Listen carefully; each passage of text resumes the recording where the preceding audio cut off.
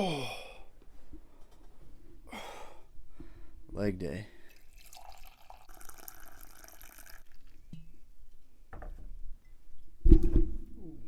That's probably what it is. Batman probably catches him, puts him in jail, and he's got to do community service by scraping the Batmobile.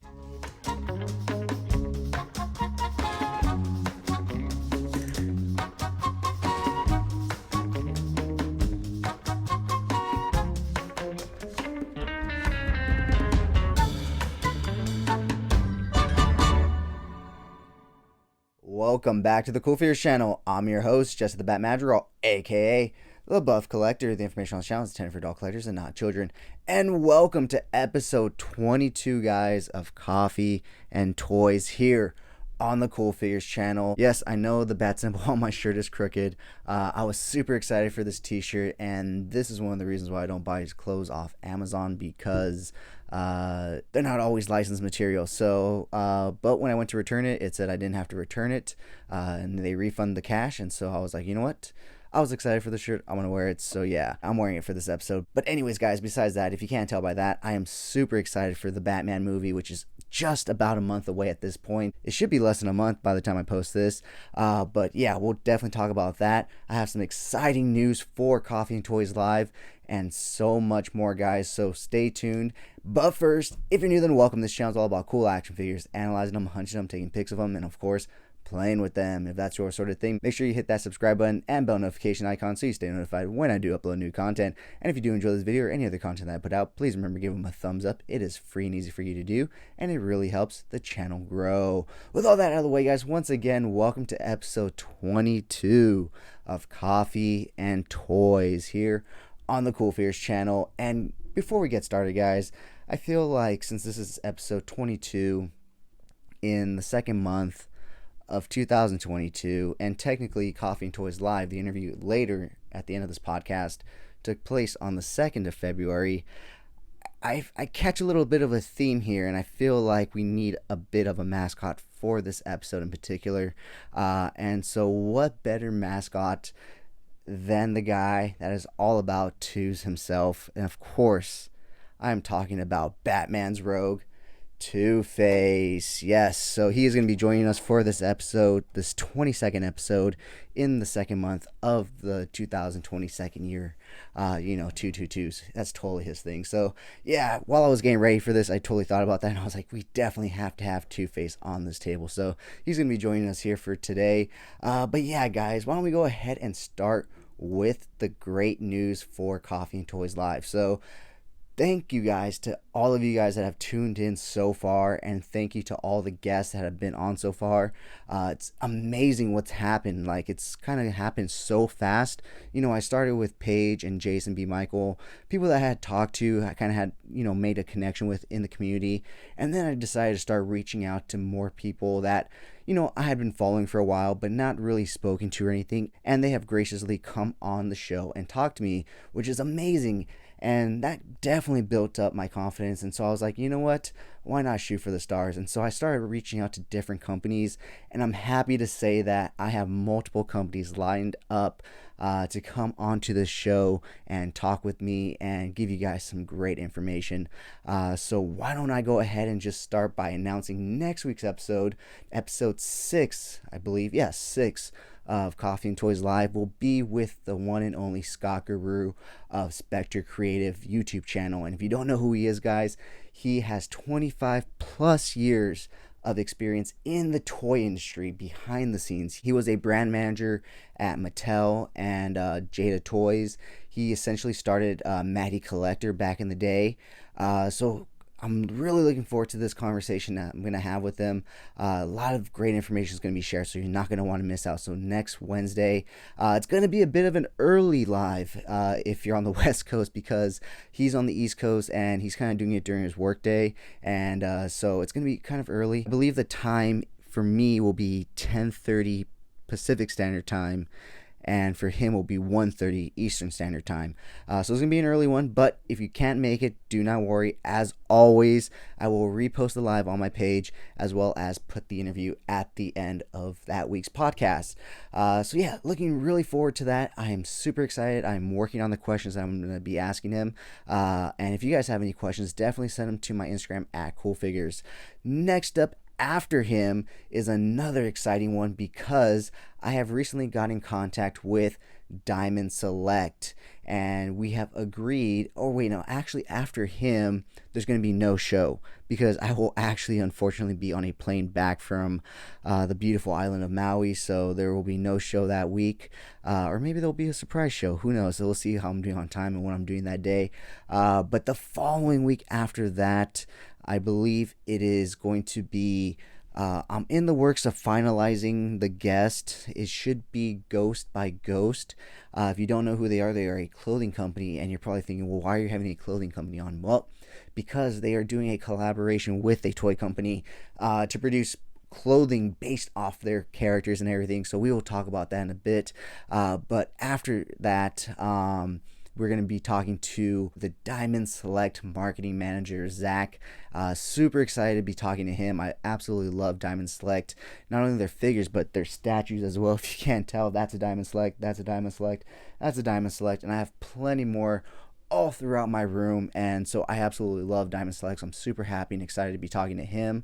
And then after that, the week after that, I will be talking to 1/6 Shooter.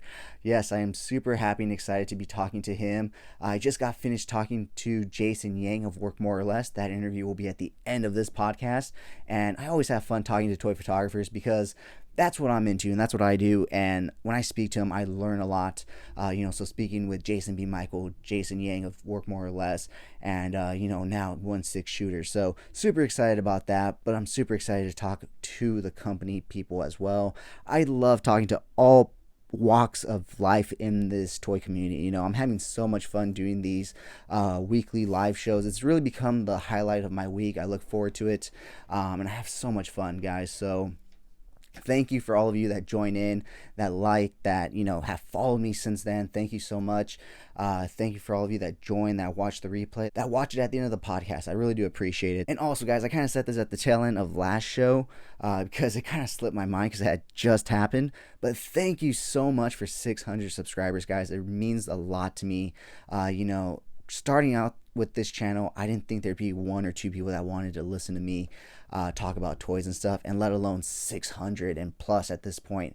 So thank you so much. It really means the world to me, because like I always say, if it wasn't for you guys, I would just be a grown man talking to himself in my garage when I'm doing my reviews, or in my room when I'm doing my podcasts and my live shows. So thank you so much to each and every single one of you. And if you haven't already hit subscribe, please do so, and thank you in advance. So with that being said, guys, that is basically the news for Coffee and Toys Live. Like I said, I am working on a few other toy companies. I've emailed them. I'm getting in contact with them. But it's a process. So I'm slowly working through that process and going through it. But once I finalize things, of course, you guys will be the first to know. So yeah, guys, super excited about Coffee and Toys. Cannot wait to see where it takes me throughout this year. But yeah, with that being said, why don't we go ahead and talk about this week's toy haul? As you can see, it's very Batman-centric and Batman influence-centric. And if you didn't know, the Phantom is somewhat of an influence on Batman, light influence. There's a combination of heroes that Batman was really inspired by. And I believe the Phantom was one of them. But we'll talk about all that and more. But let's go ahead and start with the smallest thing right here, which is the brand new Jada Toys Batmobile from the Batman. By the way, guys, I am working on trying to get someone from Jada Toys on here. So yeah, hopefully they respond to my email soon, and we can work something out, and they can come and talk and see what's in the works, because I would really like to see and find out if they're going to be putting this into their larger Batmobile line, which I have all of them back here. So I'm really excited and hoping to see that one in a larger scale. But I couldn't wait. As soon as I saw that, I was like, I need that Batmobile, even though I just got the Spin Master one back there. But anyways, super cool. So why don't we go ahead and pull it over here. So as with all their cars that Jada releases, they do give you a small die-cast figure, and this one is of course of the Robert Pattinson Batman. And so why don't we go ahead and pull the Batmobile up itself. As you can see, the doors do open on both sides, and I absolutely love this Batmobile. It is just so amazing. A lot of people were complaining when it first was released and shown off, but I love muscle cars. I love classic muscle cars, and this is definitely a classic muscle looking car. So this looks amazing. And by the way, did you guys know they released a prequel novel to the Batman? Because I didn't until I checked out 3C Films' video on it. Yes, check out 3C Films here on YouTube. I'm not associated with him. He probably doesn't even know my channel exists, but I go to him for all my movie news and stuff like that. And he recently found out too, I guess, that there's a prequel novel to the Batman movie, and he listened to the audiobook, and so all the information that pertains to the new movie that you would want to know or need to know, he kind of goes over. So head on over to his page, 3C Films, after watching this, if you're interested in finding out what is in that prequel novel without having to read it for yourself. So yeah, guys, if you can't tell, I am super excited for this Batman film. I know I've said it before in this episode already, but super excited. Less than a month away. Tickets will be going on sale this week on Thursday. Best believe I'm going to be on there trying to get those tickets. But yeah, guys, why don't we move on to the rest of this week's toy haul. As you can see, we have Batman and Riddler here. I did have the opportunity to pick up everybody. I had the opportunity to get Catwoman, Penguin, and the Target exclusive Drifter Bruce. But upon inspection, I just couldn't get myself to buy them because of the lack of accessories, and also the face sculpts were kind of rushed on these figures. Penguin, it looks like they went for a Colin Farrell Penguin look. I know it doesn't look like Colin Farrell, I'm just saying it looks like they went for that interpretation of Penguin, and then during the process they like melted the sculpt somehow or by accident, and so like it just looks like a bunch of sludge mess, and so I couldn't bring myself to pick it up, let alone the fact that he doesn't even come with a gun, but rather fucking finger guns. And it's like adding insult to injury in my opinion. You're gonna give us finger guns, just give us fisted hands. Just give us fisted hands and call it a fucking day, Todd. I'm sorry. Just give us fucking fisted hands. I guess Mcfarland Toys is someone I'll never have on the channel because I always bash them, even though I still buy some of their products, obviously. But some of their decisions is just stupid, you know?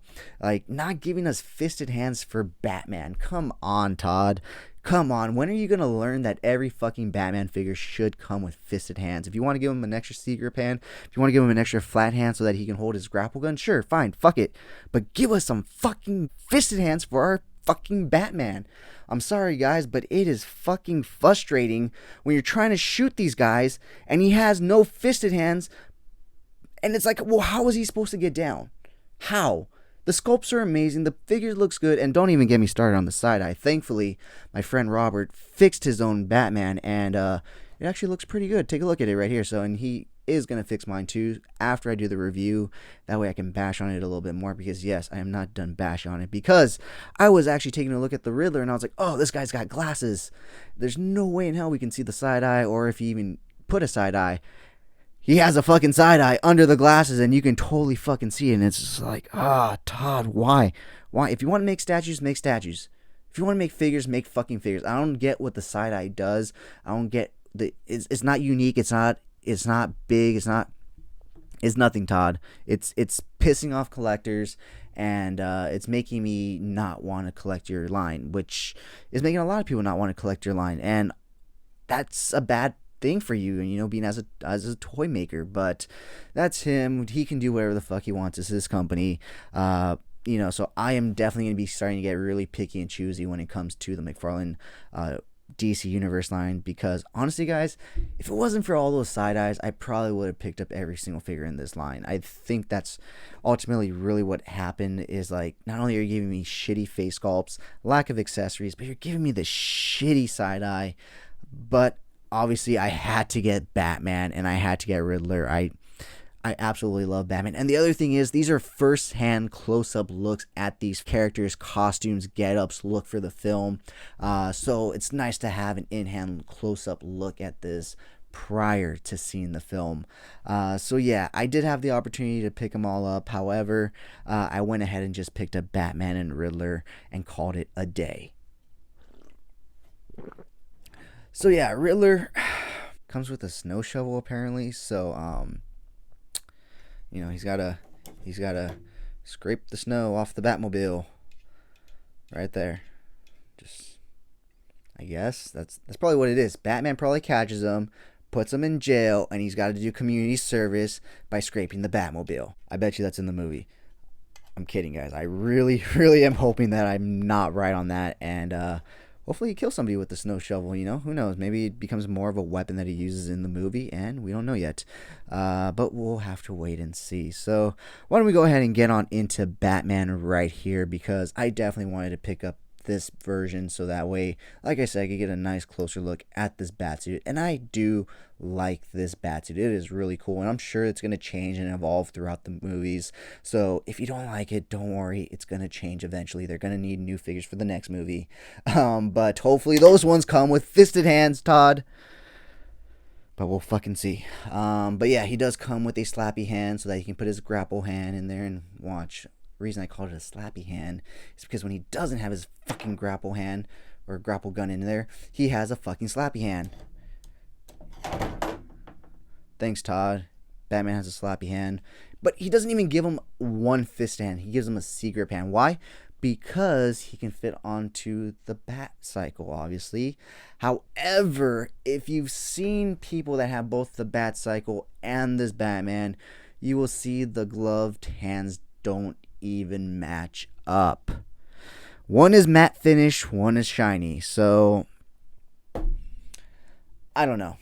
I'm just happy to have at least one iteration of this Batman in figure form until Mezco Toys ultimately does their version, because I'm sure they're going to want to capitalize on it having some kind of way of doing the Batman license and whatnot. So we'll see, or maybe I'll go for a Mayfix, or who knows, maybe this will be the only Batman figure from this movie that I get. I don't know. We'll have to wait and see what the future holds. But yeah, guys, so the reviews the reviews for all of this will be out this week.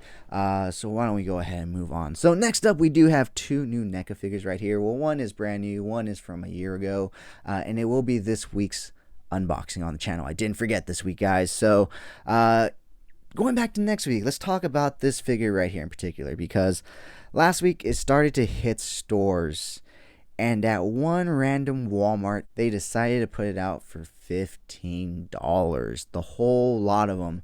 And that really irked me, and I actually posted something on Instagram about it, and it was basically saying that this is starting to get a little frustrating. They claim that costs are going up, yet when a lot of figures hit the shelves, they're hitting clearance rather fast. I've known people that have bought and pre-ordered waves of figures, and now as soon as they hit stores, a week or two later they're on clearance. And it's like those Fantastic Four figures, people had pre-ordered them and whatnot, and they're already hitting clearance. The Age of Apocalypse figures, people pre-ordered the wave at full price and they're already hitting clearance. So seeing that kind of stuff just really bugs me, because it's like, well, you're saying one thing, but you're showing us another. It's kind of like that, do as I say, not as I do. It's like, well, we see what you're doing, and that's the difference, So it irks me. But when I did go to my local Walmart, it was actually pretty fucking late. It was pretty close to closing, and I happened to find the new Defenders. And Walmart does price match. However, it is only on their online prices. However, if you read more into the fine print, it says the manager on duty has the final say. They can either approve it or not. And so I went and I asked for the manager, and like I said, it was late. It was like 10 minutes to closing. You can tell she had had a day, and I was pleading my case and all this and that. And then finally I told her, you're the manager on duty, and on the policy it says you have the final say. So ultimately you can do this if you really wanted to. And she looked at me, and I think it was the fact that it was like 2 minutes to closing. she gave it to me for that clearance price. So I'm not saying it's going to work for you or everybody, because like I said, it was pretty circumstantial. Like I said, it was very close to closing. It looked like she had a really busy day, and she was just ready to go home, and so she kind of just gave it to me so she herself can just end her day and go home and not have to deal with my ass. So yeah, I got it for the $15 clearance price. I mean, what's the worst they can say is no? Then I would have paid full price, because regardless of the price hike, I have wanted this Phantom figure since it was announced. And I almost did pick up this Phantom figure a while back, because I've been wanting it for a while. However, that same day I was going to pick up the Mcfarland toy Steppenwolf, and that in itself was a $40 figure, and this in itself is a $35 figure. So I was like, a decision had to be made. I really wanted the Steppenwolf. This was more of something like, well, if I see it, I'll find it. If I see it, I'll buy it if I really want it. And I have wanted it for toy photography and stuff, but since that day, I have not seen it. And so after I found the new updated version, I really wanted the old one. And so I went on OfferUp and actually found this guy that was selling it for $25. And I messaged him. I was like, will you take 15? And he's like, the bottom I can do is 20. And I was like, all right, sold. And so I ended up going to him, getting this for $20. So that was $15 under retail. So that's a great buy for me, especially since, like I said, it's not really a figure that I know of, but one that I've wanted. Since I've seen it, since the first time I've seen it, it really caught my intrigue. And in purchasing these two, I've actually looked up the history of the Phantom, and it's very intriguing. I hope that someday I can come across a book of the Phantom comics from back in the day, and I could purchase it and take a look, because it's based off that pulp art, which I absolutely love. I love Mezco toys, and like Doc Nocturnal, it's based off like all that old school pulp art, comic art type stuff. So yeah, super excited to open this guy up and start shooting both these guys. Obviously, they're slightly different, so of course I will finally be uploading another comparison video for you guys between these two, so that you guys can see the difference. So yeah, guys, super cool. So yeah, like I said, this is the newer version of the Phantom. However, it is the older version of the Phantom. So this one is based off the Phantom in the 80s cartoon show, whereas this one is based off the comic books from like back when it was around. I can't remember if they said the 40s or 50s, but yeah, so this guy is based off that, and this guy is based off the 80s cartoon. So while this guy comes with a laser blaster, because in the 80s, all the cartoons, everybody had laser blasters, this guy comes with 2 handguns and a skull, a whip, and some really cool blast effects. So he also comes with some glow-in-the-dark eyes, so that's really cool too. So like I said, the reviews for all these guys will be up later this week. But like I said, I'm super happy with him. I definitely want to use him for some team-up shots. I could finally probably get this guy up against the Nazi demons from American Werewolf in London. Now I wish I would have kept that third one. I did return one of my 3 because I wanted to use him against Doc Nock. However, Doc Nock is a very short character already in 6-inch scale, and they're very tall in the 7-inch scale. So scale wise, it just didn't look too good. But with this guy now, I feel like I can put him up against those Nazi demon soldiers, and it'll look really good. So now I really wish I would have kept that third one, but it is what it is. But like I said, the review for this guy will be out later this week, and the comparison will most likely be out the following week. I think the review for all 4 of the figures will be out this week. The review for the Batmobile will be out next week, along with the comparison video with these guys. So last but not least, we do have the 80s version of the Phantom from Defenders of the Earth. As you can see, very cool on the box. And so yeah, this will be the thing we open up right before we go on into the live coffee and toys segment.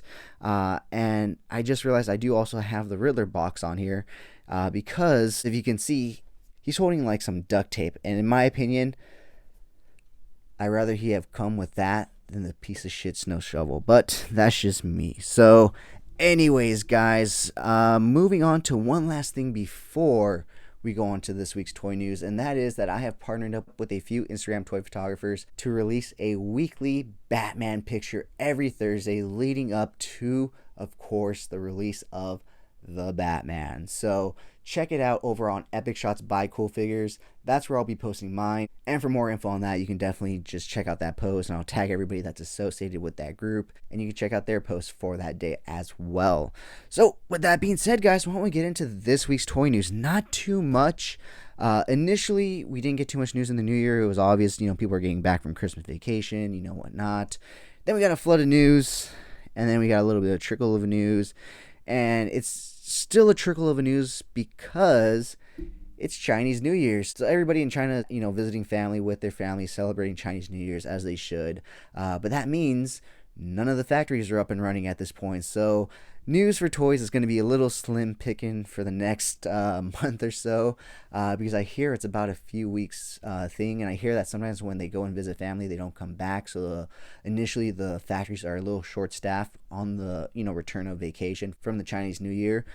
So I say we'll start getting a lot of good toy news around March, April, or probably, Toy Fair is coming up within the next few weeks, so we'll probably get a decent amount of news then for the Toy Fair weekend, and then it'll probably slow down until like the end of March, early April. So let's get into this week's toy news, but first let me get a drink of coffee. I never know when to drink coffee during this. I try to do it in parts where I don't cut the flow off, but I end up just talking and talking, and then I realize that I haven't drank coffee, and it's probably cold. So let me get a sip real quick, and then we'll get into this week's news.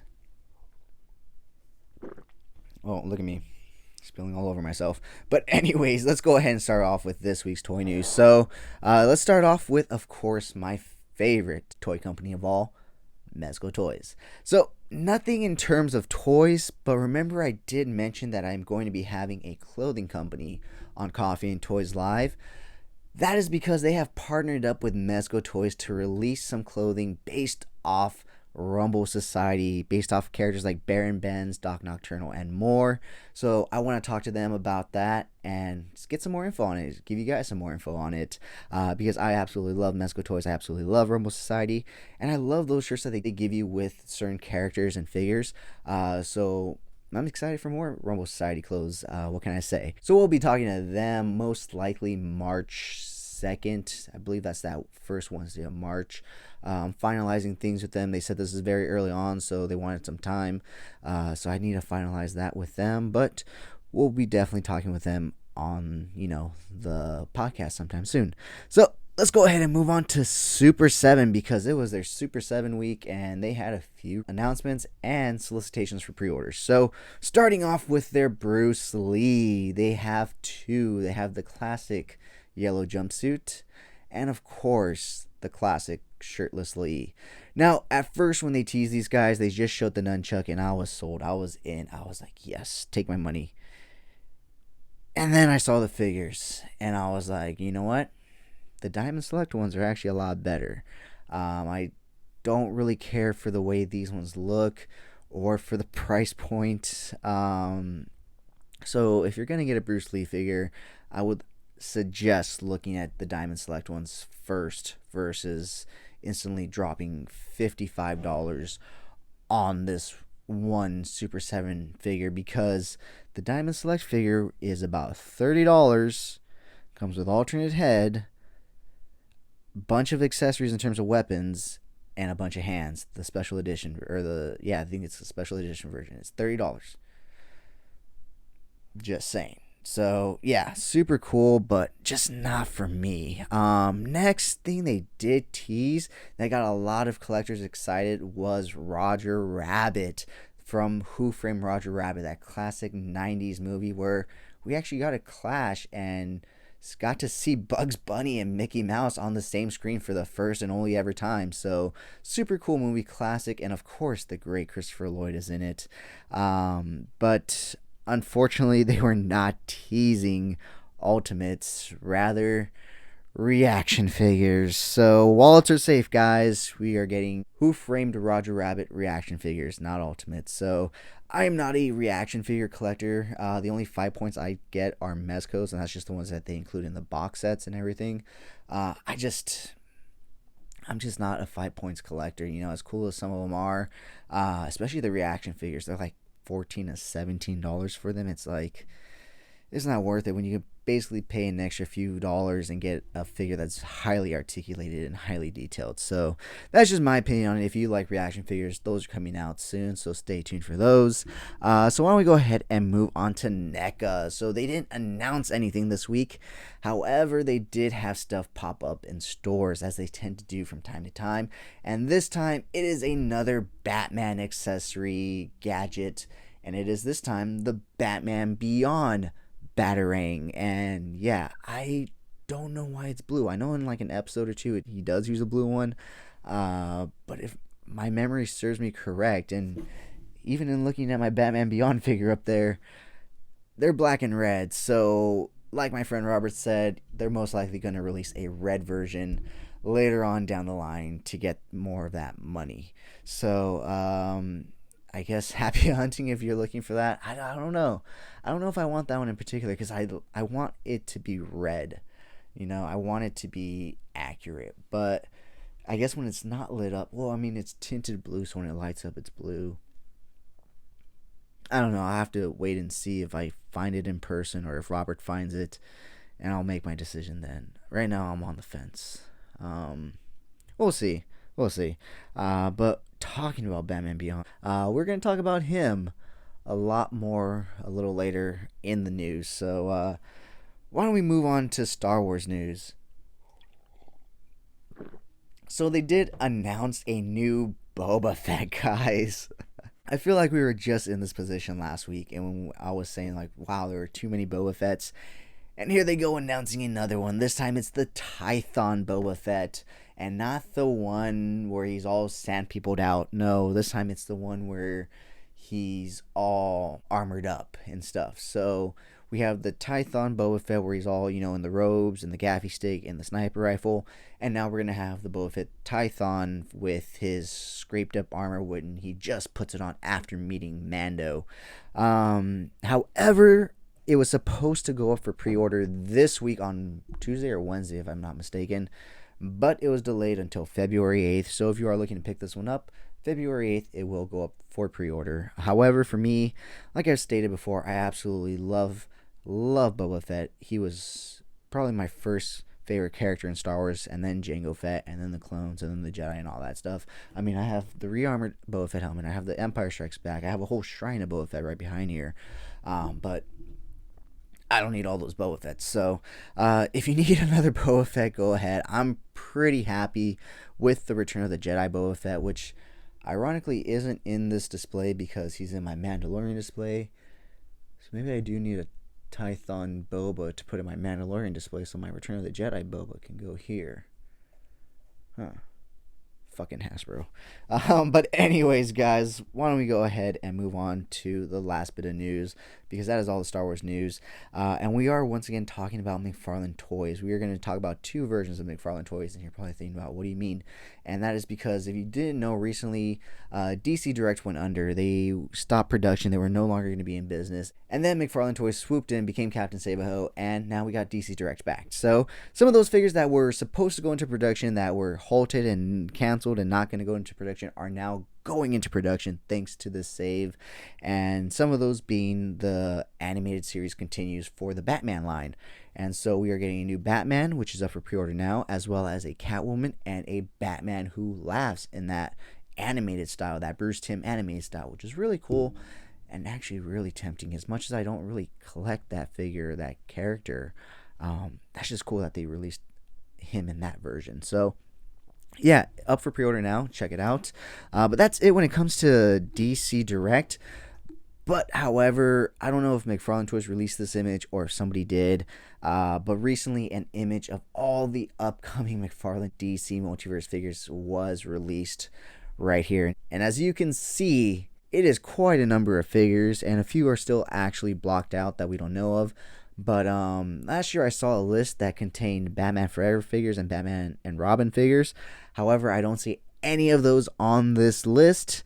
However, I do see a few interesting ones that, unfortunately, Uncle Todd is going to pull me back in on with these few figures. We're not going to go over all of them because they didn't actually all fit on this page, and I'm trying to be a little more resourceful and earth friendly, so I'm not using a blank piece of paper. I only had one side to write notes on, so we're gonna go off the ones that fit on this piece of paper, but I did pick out the ones that stood out to me the most and that I am excited for to pick up. So why don't we go ahead and start off with the Batman versus Hush multi-pack. So this one should be really fun and really cool. Yeah, that way you get both of those figures in one go. I'm sure the base will be cool. Hopefully Hush comes with his fucking handguns, because what else would the fuck he come with? He uses fucking hand. I mean, he's gonna come with a motherfucking crowbar, isn't he, fucking Todd? Huh? You're gonna give another character another fucking crowbar? I have enough fucking crowbars. They don't need another crowbar. They don't. But Hush is gonna come with another crowbar. So we're gonna get Batman and Hush with a crowbar. So we're also gonna get the Hush Batmobile. Apparently this year is the year of fuck the Tiger. It's the year of the Batmobile, because Todd is coming in hot and heavy with Batmobiles this year, because that is not the only Batmobile on this list, guys. We have multiple ones on this list. Remember I said we were going to talk about Batman Beyond later on? There's a Batmobile coming out for him. So we're going to get into that. First, let's go ahead and talk about other things. We are going to get George the Hyena, one of Harley Quinn's hyenas. So that'll be pretty fucking cool. We are going to be getting the 89 Burton Keaton Batmobile from the Flash movie. Not the 89 movie, but it is essentially the same Batmobile, just with a few different tweaks and stuff. But I heard they wanted to keep it somewhat similar to what it was, so that it has some kind of recognition to it. So yeah, super excited about that. We're also going to be getting the Batcycle that Ben Affleck has been seen riding, or rather his stunt double has been seen riding around. So we're going to be getting that from the Flash movie. Like I said, we're going to be getting a Batman Beyond Batmobile, guys. So I hope you guys have a lot of space. I hope you guys have a lot of cash saved up, because I know I said I'm out, but this motherfucker... Only on a few figures, though. Only on a few figures. So we are also getting a Joker from The Death of the Family. I believe that's the one where he cuts his face off. So that one will be definitely a must pick up for me. I absolutely love Batman. I absolutely love Joker. As much as it's cliche, I love Batman for what it is. So next up, we are going to also talking about the Batman Who Laughs in the animated style. We're also going to be getting a Batman Who Laughs dressed as Batman. So we've gotten one before dressed as the Batman Who Laughs, which is essentially just like a leather getup and whatnot. But now we're going to get one essentially in a bat suit with the cowl that he has that covers his eyes and everything. So that should be a really cool figure as well. We're also going to be getting the Joker Dragon from Dark Knight's Metal. So that thing should be fucking awesome. Like I said, I hope you guys have plenty of space. I do not. Some things may have to go. We'll see when we get there. 2022 is going to be an interesting year for collecting for me. But next up, because that is not it, we have two more figures to go over. And like I said, these are not even all the figures, rather just the ones that's really jumped out on me and fit on this page. We are going to be getting a Killer Croc, guys. And although I am also going to be getting that third-party Killer Croc Leatherhead figure, Todd has definitely been hitting it out of the park with these mega figures. While his regular figures have been kind of slowly going downhill, his mega figures, I have to give him, have definitely been fucking amazing. So a Killer Croc as a mega figure in the Mcfarland line, I definitely may have to pick up. But last but not least, if you are a Teen Titans cartoon fan from the early 2000s, not the Teen Titans Go, fuck that show, we are going to be getting a Red X figure, and that once again will be a must pick up for me, because I absolutely love that show. I grew up on it, and Red X was such a great character in that show, and we never actually technically found out who Red X is, so that's another layer of mystery to that character. But yeah, guys, with that being said, that wraps up this week's toy news. And like I said, I'm trying to be a little more eco-friendly, but I did use both sides of this paper, so I can do that. So yeah, guys, super excited for everything to come in the coming weeks in terms of coffee and toys, in terms of the movie, in terms of a lot of things. Actually, aside from just everything exciting happening in the toy area for me, I recently started working with a bodybuilding show, guys. I know you guys probably don't care about this and all that, but I am a personal trainer. I am an amateur bodybuilding competitor, and I'm getting to work with a bodybuilding show and put one on and market and do a bunch of great stuff with them. So I'm super excited for all of 2022, for everything to come in terms of toys, in terms of what I'm doing for work, in terms of what I'm doing for coffee and toys and speaking with people. So 2022 is going to be a great year. So thank you so much for coming along on this journey. Thank you so much for 600 subscribers. Thank you so much for every single one of you that tune into Coffee and Toys Live, that watch the replay, that watch this podcast, guys. I really do appreciate it. I love doing Coffee and Toys Live. I love doing my reviews. But there's nothing better than this, getting in front of a camera and talking to you guys, and getting your comments in the comment section, talking to you guys, building those relationships. So thank you, and don't think I've forgotten about this week's unboxing. I have not. I'm just trying to get all this out of the way before I do that. I never know how to end the show, so I want to get this out of the way before I do that, and then we move on to the final portion, which is Coffee and Toys Live. So yeah, why don't we get to this week's unboxing? So like I said, it is the first version of the Phantom that they released from the 1980s Defenders of the Earth cartoon. And as you know, every character in the 80s didn't have a gun. No, he had a blaster. So I do, of course, have my handy dandy Batman knife right here. So let's go ahead and pop that open. And you removed it from its original packaging. No, it's no longer a collectible. Oh. Yep, as Comic Book Man said, it is no longer in mint condition, but that's okay, because in talking with the guy that actually sold me this, he was like, you know what, I'm happy that it's going to somebody that's going to appreciate it, that's going to open it, and it's going to use it for toy photography, rather than someone that's just going to flip it. And I told him, yeah, I definitely am not going to flip this. I definitely want this for toy photography, and yeah, I'm going to have a lot of fun with this guy. So let's go ahead and take this guy out of his packaging. Let's free him from his twist tie bonds. If I can figure out which way to twist. And then we have to untie or cut his feet loose. There we go. Alright, so now the figure's loose. I'm sorry if all the plastic noise, I'm trying to minimize it by not like squeezing the package, but I know it's still making a lot of noise. So first and foremost, here is the figure itself, standing him next to his other counterpart right here. You can see a few differences, but like I said, I will be doing a full in-depth review and comparison of the two, so stay tuned for that. But here's the figure. He's a little more plain than the newer release, but like I said, that's just the way they did it in the 80s cartoon. So he does come with this awesome Raygun Blaster, as you can see right here, and it is painted a nice shiny blue. I don't know if it's coming out on the camera, but it is. And he comes with some pretty cool accessories for not only his gun, but also his rings. Apparently he has 2 rings.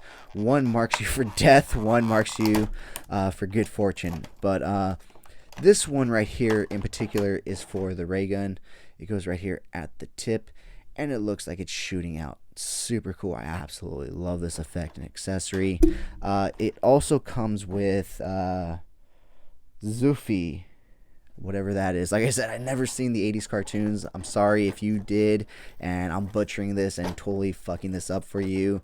But I just thought it was a really cool figure, and I really wanted to take some cool pics of it. But here's Zufi, whatever this is. I mean, he's a pretty cool little creator. I'm sure I can throw him in the background somewhere and utilize him for some cool fucking toy photography. You know, some alien stuff, or, you know, Star Wars. He's somewhat articulated too, so that's pretty cool. I mean, I'm not going to complain about a free little minifigure with the toy that I want. Go ahead and put him right here next to Mini Batman and the Batmobile, so he can chill right there. So yeah, like I said, he does come with, you know, these rings. And one of the alternate hands that he comes with actually, let me see here, actually allows you to put a laser accessory into it. So that way you can, you know, make it look like he's shooting a laser beam out. So here it is. And so, because it comes from the ring, so you just pop that in right there. And it's kind of similar to the gun effect, but a little different in a sense. The blaster one comes out this way. The ring one, not so much. It's not so flared at the base. So pretty cool effects with that. And you do also get this mini one, which is really cool, which is actually the same one as the one you get with the new Phantom, just in the Raygun blue rather than, a gunshot yellow. And it is, whoops, and it just plugs in right there. So super cool, super happy to have this figure, and super happy to have got him under retail. Like I said, there was a point last year that I almost picked him up for retail, and I'm glad I waited because, like I said, it's not really a figure or a character that I know. But when I saw him, I really did want him. It really caught my interest, and I want to take some really cool toy photography. And once I got the new one, I was like, you know what? I kind of want the old one. And honestly, the sculpting and the detailing on this is really phenomenal. You can see a lot of the great muscle tendons and, striations in his chest. You can actually see a bicep vein on his right bicep, which is really fucking cool. This is honestly one of the best figures that I've seen in terms of sculpt wise, so super cool. And obviously, like I said, the review for this guy for a more in-depth look will be coming out this week. So yeah, guys, that wraps up another episode of Coffee and Toys, at least this portion. Like I said, I will have the interview with Jason Yang of Work More or Less coming up after this portion ends, so stay tuned for that if you did not see it, because he shares a lot of great information, not only about his collecting, his work, but also, guys, if you are into toy photography, he is associated with the first ever Toy Photography Con being put on by Sir Dork, and he named one other person. I can't remember the other person's name, but he names him in the interview. But Sir Dork is actually going to be coming on Coffee and Toys soon. I'm in the works for that as well, so stay tuned for that. Super excited to talk to him. Like I said, they're putting on a Toy Photography Con in New York in June, so super excited about that. I'm pretty sure I'll be able to attend, and so should be a good time. So yeah, guys, like I already said, thank you so much for 600 subscribers, and if you haven't already, hit that subscriber, become a part of the CoolFigurez community. I would love to have you. I'd love to have you join in on some Coffee and Toys Live, and leave a comment below. Let's start a conversation. That's the whole reason I'd put these videos out, is to get engagement with the community. So with that being said, guys, let's get into the interview with Jason Yang of Work More or Less. I like this setup, dude.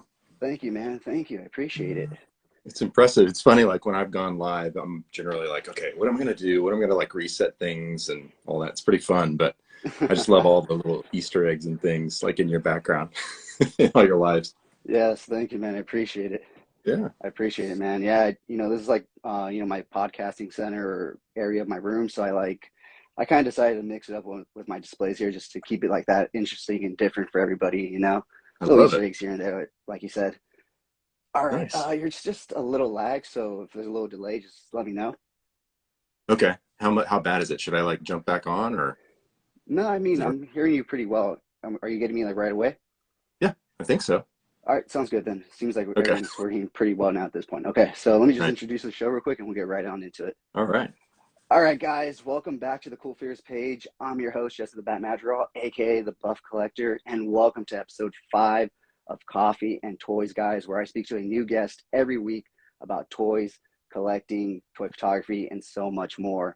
And this week's guest needs little introduction, guys, and it is, of course, Jason Yang of Work More or Less. Hello. How's it going? Thank I you brought so my much for coffee. coming on, man. Of course, Thank I've you. got my Oh, coffee I appreciate it. for this evening. Yeah. Got mine right here. Yep.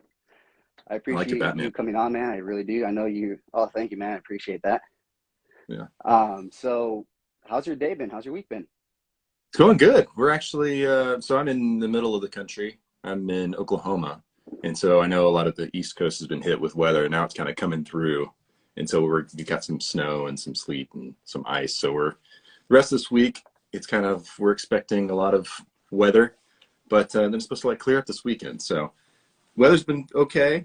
It's kind of nice change, but other than that, just kind of doing the job.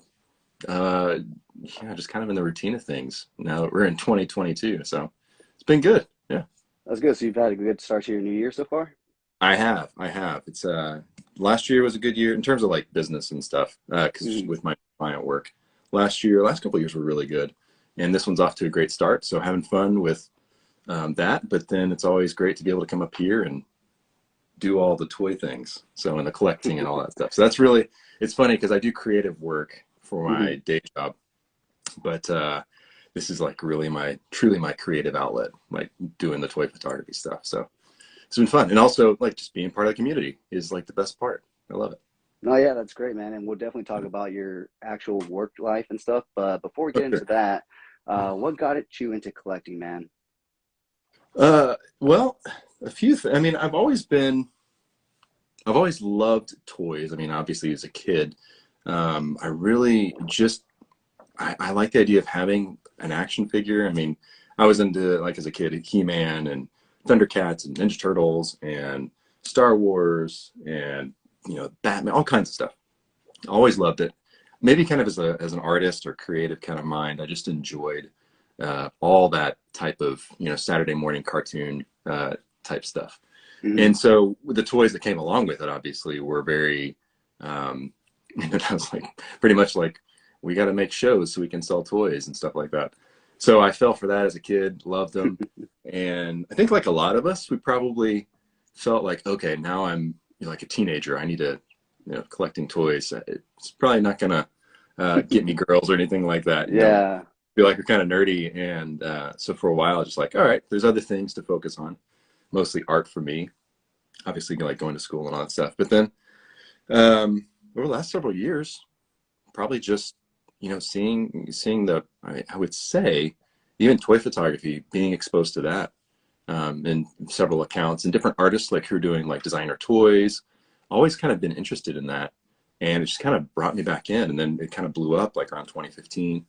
So yeah, I've just been, I don't know, I guess I've really started collecting probably 2015, 2016 is when I got to the point where I'm buying lots of toys and doing pre-orders and all that and getting that habit. So yeah, for several years now, but it's always been part of me, I think. So did you collect or keep any toys from your childhood, and do you Actually, have them now? yes, I do. Got a couple within reach. So I think this might be one of your questions later, but the Ninja Turtles line, the Playmates line, that was the one, in terms of like being a collector as a kid, I've got a majority of that line, and they're like right over there.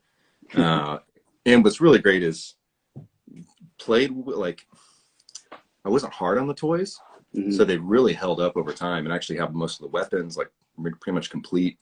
So I collected that type of stuff, and fortunately was able to hang on to it. My parents didn't like sell it in a garage sale or give it away or not throw it out. So yeah, I've got a lot of old toys, but over time I'm like, okay, well, I really love the Turtles. I want to keep that stuff. He-Man, G.I. Joe, some of those things are just breaking down, like the rubber figure snapping in half. The Turtles, and some Star Wars figures, some other things like that. You got to keep hang on to. So. No, yeah, I definitely understand that. I definitely still have all my Star Wars toys from back when I was a kid. Like my parents didn't throw anything away. Thankfully, they kind of just put it in boxes and put it in the garage. And yeah, so like during high school and stuff, yeah, it's like, okay, I gotta, you know, kind of get away from this and whatnot. But I started going to high school like around the time that Marvel started getting bigger and stuff. And so I was like, okay, I can put a Batman statue here, a Spider-Man statue there, and it's not like weird or anything. Right. And then, you know, I was like, you know what? I kind of like started digging through my old toys and stuff. And then I realized like they're making way better, more upgraded versions of them now. And I was like, well, this is what I wanted as a kid. And right. Exactly. So it's like, now I can get this. And so I just went down all those different rabbit holes. Yep. Well, speaking of that, what's really cool is for me, because of that Playmates line, for example, Muckman, one of the you know, one of the cooler figures that I really have come to respect as like an older collector versus like as a kid, just because there's so many, just in all these sculpts for this line, there's so much detail that was sculpted into them. And obviously because they're, you know, $3, $4 figures at the time, you know, they have pretty good paint application, but you weren't able to see all those details. And then Super 7 comes out and they decide they're going to revisit that line. And so getting the same figures, for me, it's really cool because it brings back the nostalgia of collecting this original line, and you're getting the same figure, but it truly is like kind of an ultimate. All the sculpt details that are in the original well, maybe not all of them, most of them are there, and they're painted. So it's just kind of cool to see how, especially like Super 7, NECA, just to see all those details that they bring, like you said, taking something that we remember as like a little figure, like the Marvel, figures, and now we've got the Yes. Legend. Hot Toys, I mean, it's crazy the amount of detail that we were able to get these days as a collector. No, yeah, exactly. And that's what definitely got me back into collecting. I was like always really into Star Wars toys and like Clone Troopers. And then I realized like they were making the Black Series. And I was like, whoa, what's this?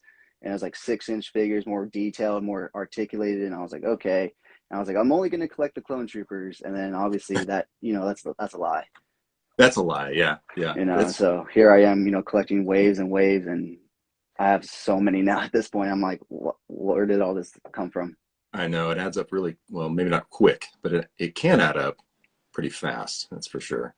Especially now with as much good, like good product that's being available across all these different intellectual properties. Star Wars, Marvel, even the other like Mezco having their own kind of obviously those licenses, but then doing their own types of figures.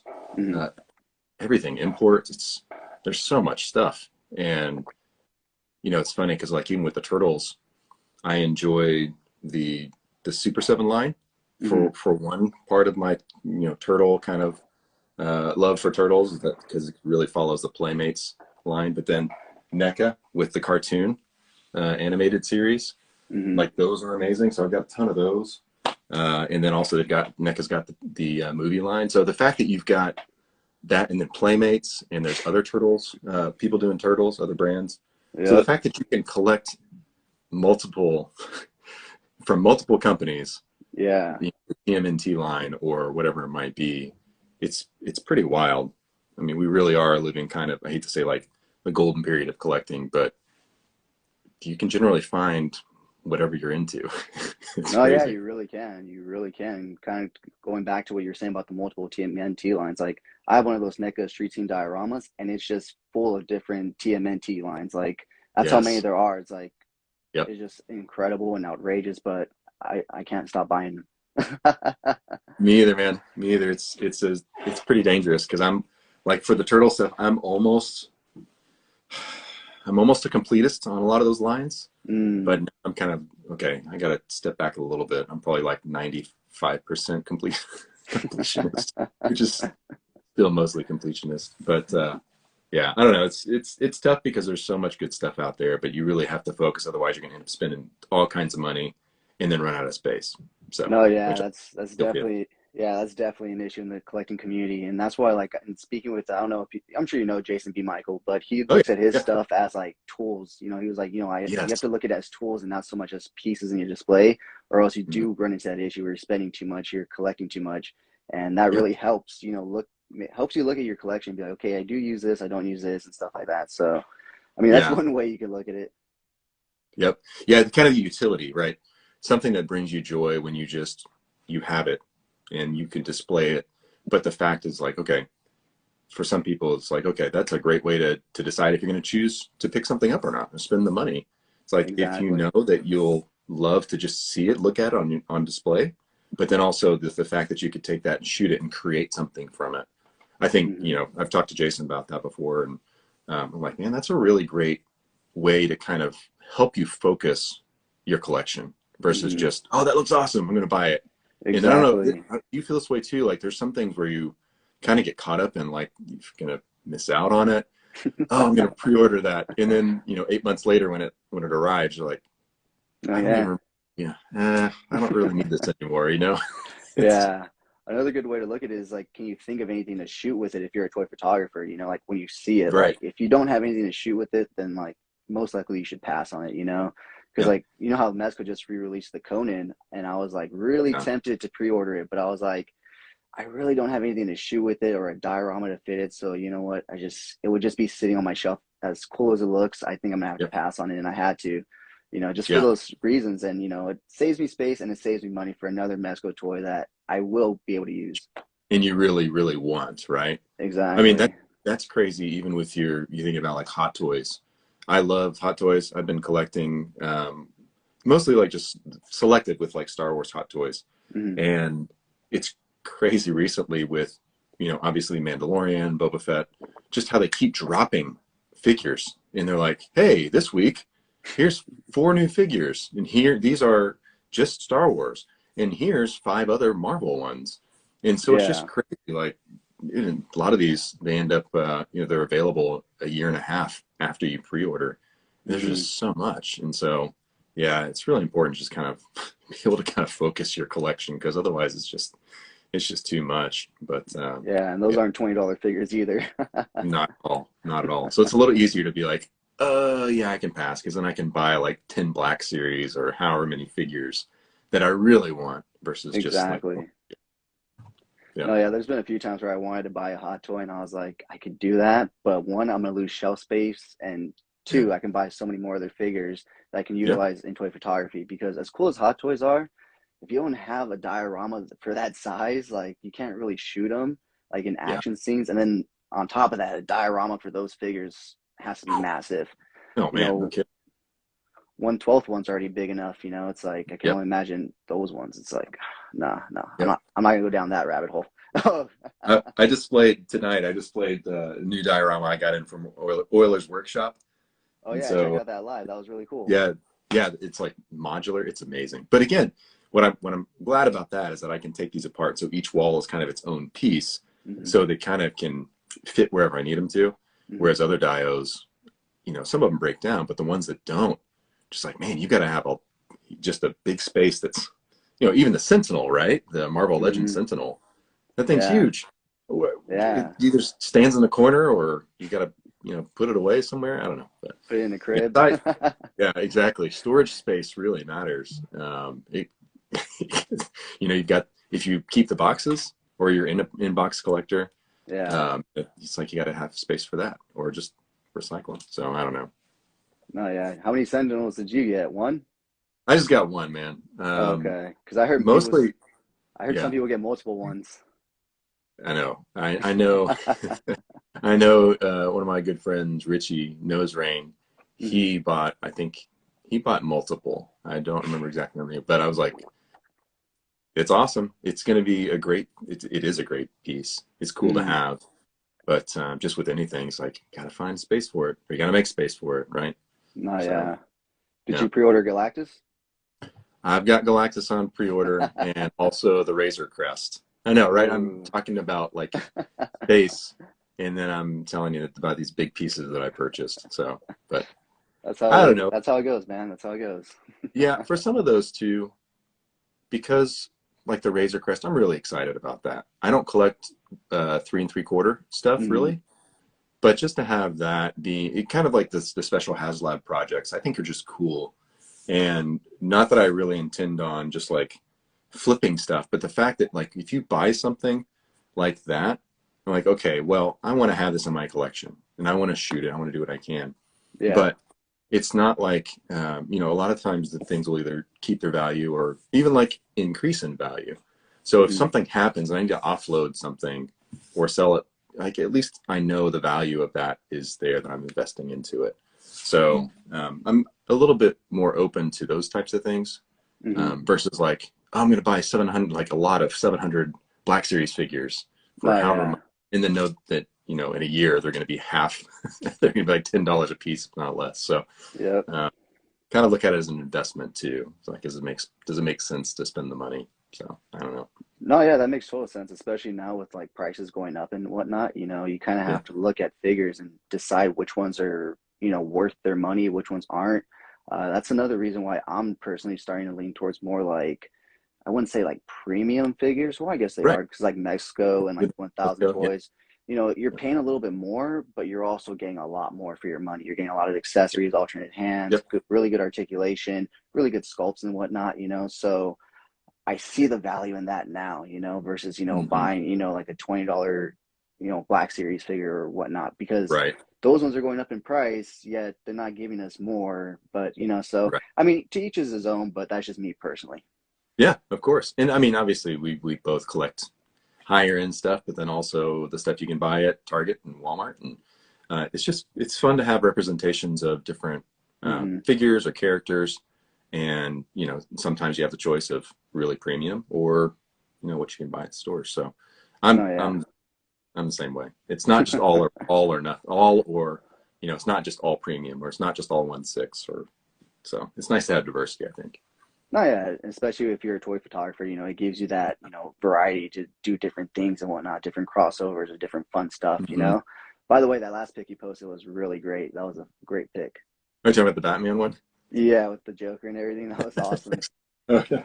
These guys up here. Yeah, that Yeah. was really fun. It's funny because with that shot, I was really, when I got the Mayfix Batman, Hmm. and I'm not sure if you're familiar with it or you have it or not. I'll show you No, real I quick. don't.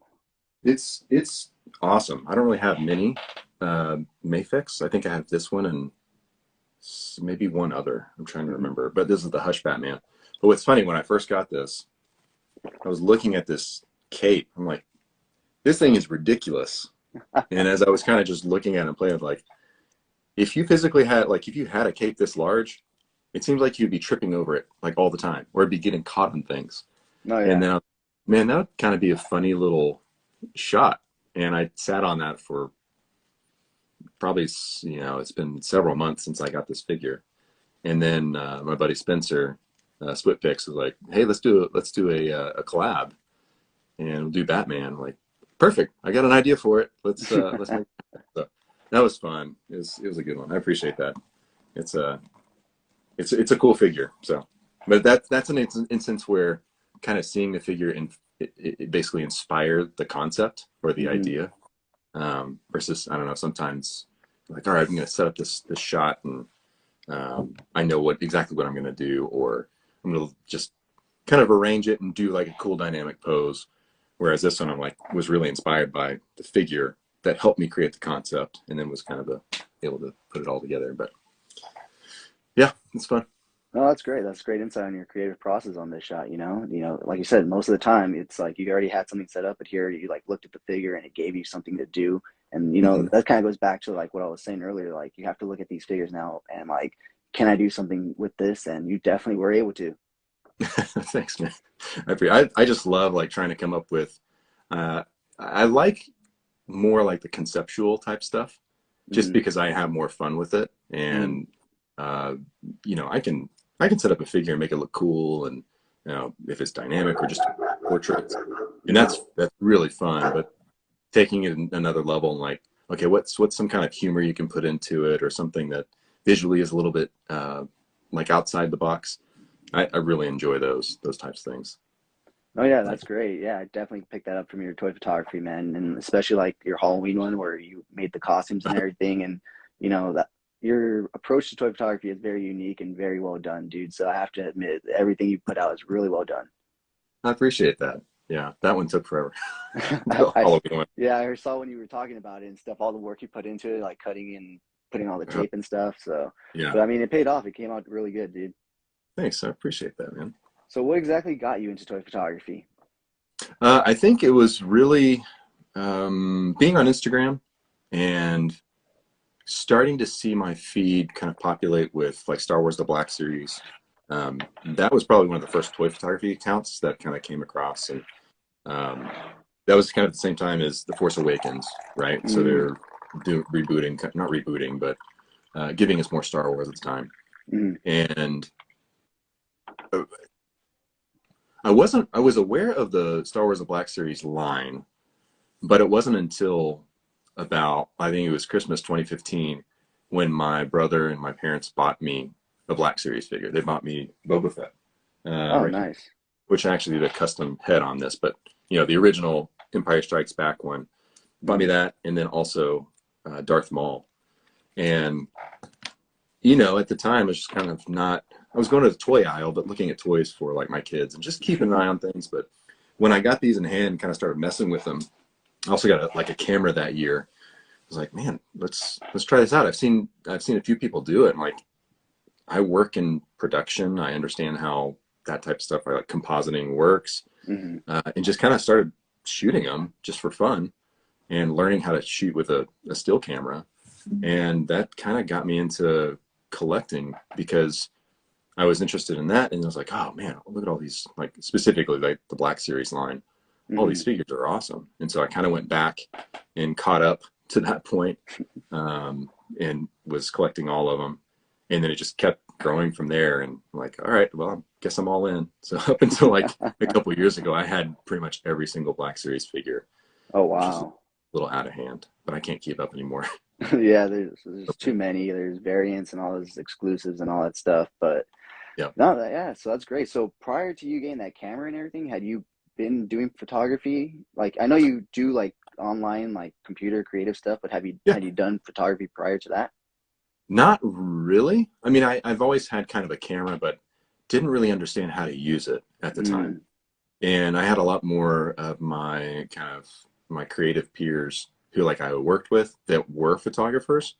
And so over time, they would kind of give me a sense and like kind of teach me how it works. But honestly, it wasn't really until I had my kind of the nicer DSLR camera that I could still shoot with. It wasn't until I actually had that and was able to just work with that for months and months of just understanding when you're shooting something, like understanding how f-stop and ISO and shutter speed and all that stuff, how those things work together. And like, kind of like trial and error for me. Yeah. And but I wouldn't have necessarily called myself a photographer, other than just like, hey, I've got a camera, I can take some cool pictures while we're out on vacation or whatever. Yeah. But I definitely understand much, more kind of the fundamentals now, and understand, like I explain it to someone and feel confident in knowing what I'm talking about when it comes to shooting. No, yeah. But yeah, it kind of was like, hey, this is a good reason to learn how to shoot, or how to, like, what photography, like the mechanics of shooting, I suppose, with toy photos. So. No, yeah. So you do find that like having a better camera gets you better results, or do you find like anybody can use any kind of camera? Well, at the time, I mean, obviously technology continues to get better, and the stuff I've been shooting with my phone, like even for like my BTS reels and things like that, sometimes I'll just take test shots with my phone. Sometimes I'm like, man, these is pretty good for having it just on your camera phone. It's pretty incredible. And so I would say, like, now today, if somebody's going to do it and they've got a camera on their phone they can use, they're like, oh man, I don't want to have money to spend on an expensive camera. Totally understand. You can still get amazing results with the phone you've got. And so it's right now, I don't think it's as big. I should say this. It shouldn't be a hurdle for someone to start doing toy photography if they don't have a camera, because you can get such great results with what you've got right there on your phone. So, but yes, if you know what you're doing and you've got a lot more control with DSLR. So if you know how to use it, I think you can get better results and you're going to get better quality. But if you're going to shoot something, and for most like purposes of like posting it on Instagram or whatever it might be, I think you can do a lot with just your camera phone, to be honest. I actually did. Yeah, it's funny. I actually did a test. I need to do this again. I did a test with. I did a shot for anybody interested with my Hot Toys Mandalorian and the little Grogu that came with it. So it's a 1/6 scale, and they're playing like a little Hot Wheels track. Oh, yeah. It's like a miniature one. And so I shot remember that now. Yeah, I shot that with my DSLR, and I shot that with my phone, and did like a side by side. Yeah. And I was actually really surprised by kind of the outcome. So I need to do that again, now that you mention that. So it's a good question. Yeah. So do you think it's like, as long as the lighting is good, as long as you get good lighting, like your photo should be, decent no matter the camera at this point? I think it's the intention. So yes, I think lighting plays a really big part. What makes a dynamic photo is how you light it, how you frame your photo as well, like the composition. And also, like, I think composition could also like include like camera angles and stuff like that. But then also understanding how to emote with like a figure. So like if you're going to pose the figure so it feels like there's an action shot, like understanding, all right, just look at yourself in the mirror, like if you're going to run or you're going to punch, like kind of just studying that and then applying that to like your posing. applying that to how you change the composition to make it feel more dynamic, applying that to the light, how do you make it more dramatic, right? So it's a bunch of little things that kind of add up to, I think, make you know, a well-composed photo. It's not just like one thing. It's not just the camera, right? It's not just where you put a light. There's a lot of different things, and that also is cool because that helps you as an artist express yourself, and you almost kind of develop your own style with all these little choices you make when how you're making like an image, right? No, yeah, that totally makes sense. Yeah, but yeah, I mean, you can have the same light setup and shoot with either camera, your phone or your legit camera, and still get good results. I mean, it's all these little things like lighting and just understanding some of those kind of fundamentals of composition and stuff. Oh, that's some great info. Thank you, man. I really appreciate that because I kind of just started getting into this like on my own, and so like kind of like you, I had no background in toy photography or anything. So I've kind of just been, you know, trial and error myself, picking things up, slowly learning things, you know, like you said, you know, different lights, different action pose, you know, studying that kind of stuff. So, you know, thank you. Like I said, great information. Of course. What was the shot that really got you noticed in the toy community page, if you kind of remember? They got me noticed. Or like when you really started to see people come to you for your toy photography, like when around was that? Sure. I would say maybe the one thing for me, like a goal when I started with Star Wars: The Black Series, that account being one that I was really enamored with because of all the amazing photographers who were, you know, creating the shots and getting reposted by Star Wars: The Black Series. I was like, man, if I can get my shot shared, like that would be a huge win. And at the time, I mean, it was still a big account. It was much smaller than it is now. Like to get featured, like that was like one of my first goals, and that happened kind of early on, which I was really excited about. But I think the biggest thing for me that maybe helped set me apart was, and I think Star Wars Black Series shared it as well, but using my TV screen, kind of when I started, so I call it Digirama, and so using that, implementing that, which I learned from, you know, just my production background in doing, you know, kind of video and motion graphics and stuff, just understanding how that can work. And I was like, man, instead of like printing off a background, let's just get an image and put it on a screen and display it on a computer screen or TV and use that as a background, because I can change that whenever I want. And so it's kind of playing with that, understanding how, you know, you have to match that, whatever the angle is on the image, you want to match that with your camera to really sell the same perspective, right? And so when I was kind of playing with that, that was like the first, if you go way back, that was kind of one of the first things I was implementing in my work. And I think at the time there weren't, I don't know if really anybody was kind of using that technique. And so as soon as I started sharing like behind the scenes, I think that's when a lot of people were like, oh, that's really cool. And then I started seeing people really interested in learning like that technique. And to me, I think that was the most enjoyable part, because I like being able to share what I know to help others like just create stuff and enjoy and just be inspired. And so I think for me, that was like one of the most important, maybe a really cool moment for myself, where I felt like people were responding well and I was able to, you know, kind of share my knowledge. So kind of early on, man. Probably drama, yeah. Oh, that's great. That's great. So I know you like TMNT. I know you like Star Wars. Is there one that you like to shoot more than the other? Yeah, I mean, I think if anybody went through my feed, you probably see probably like 90% Star Wars, 10% anything else. And I would probably say, I would have to say Star Wars, mostly because the Black Series kind of got me into collecting. Love Star Wars so much. So fun. Even the bad stuff, I'm still like, hey, it's still Star Wars, I'll still take it. And so I think because that's where my account I started with shooting Black Series figures, and there's so many different figures from, you know, the different trilogies and so many cool characters to shoot. It just is kind of where I generally lean. And since then you know, my work has kind of grown outside of Star Wars, and I'm really enjoying shooting other things. I Hmm. don't have as nearly as much like Turtles or Batman or Marvel stuff as Star Wars, but um, yeah, I would say Star Wars is probably my favorite stuff to shoot. So then, should we expect in 2022 for you to start mixing it up a bit more? Yeah, I mean that's kind of where I've been going some.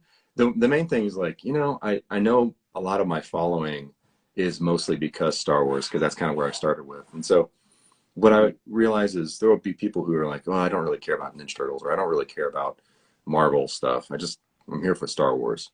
And so what I realize is like, I'm not I'm not here to like please people and like, okay, well you're following me because of this, so I'm going to keep giving you that.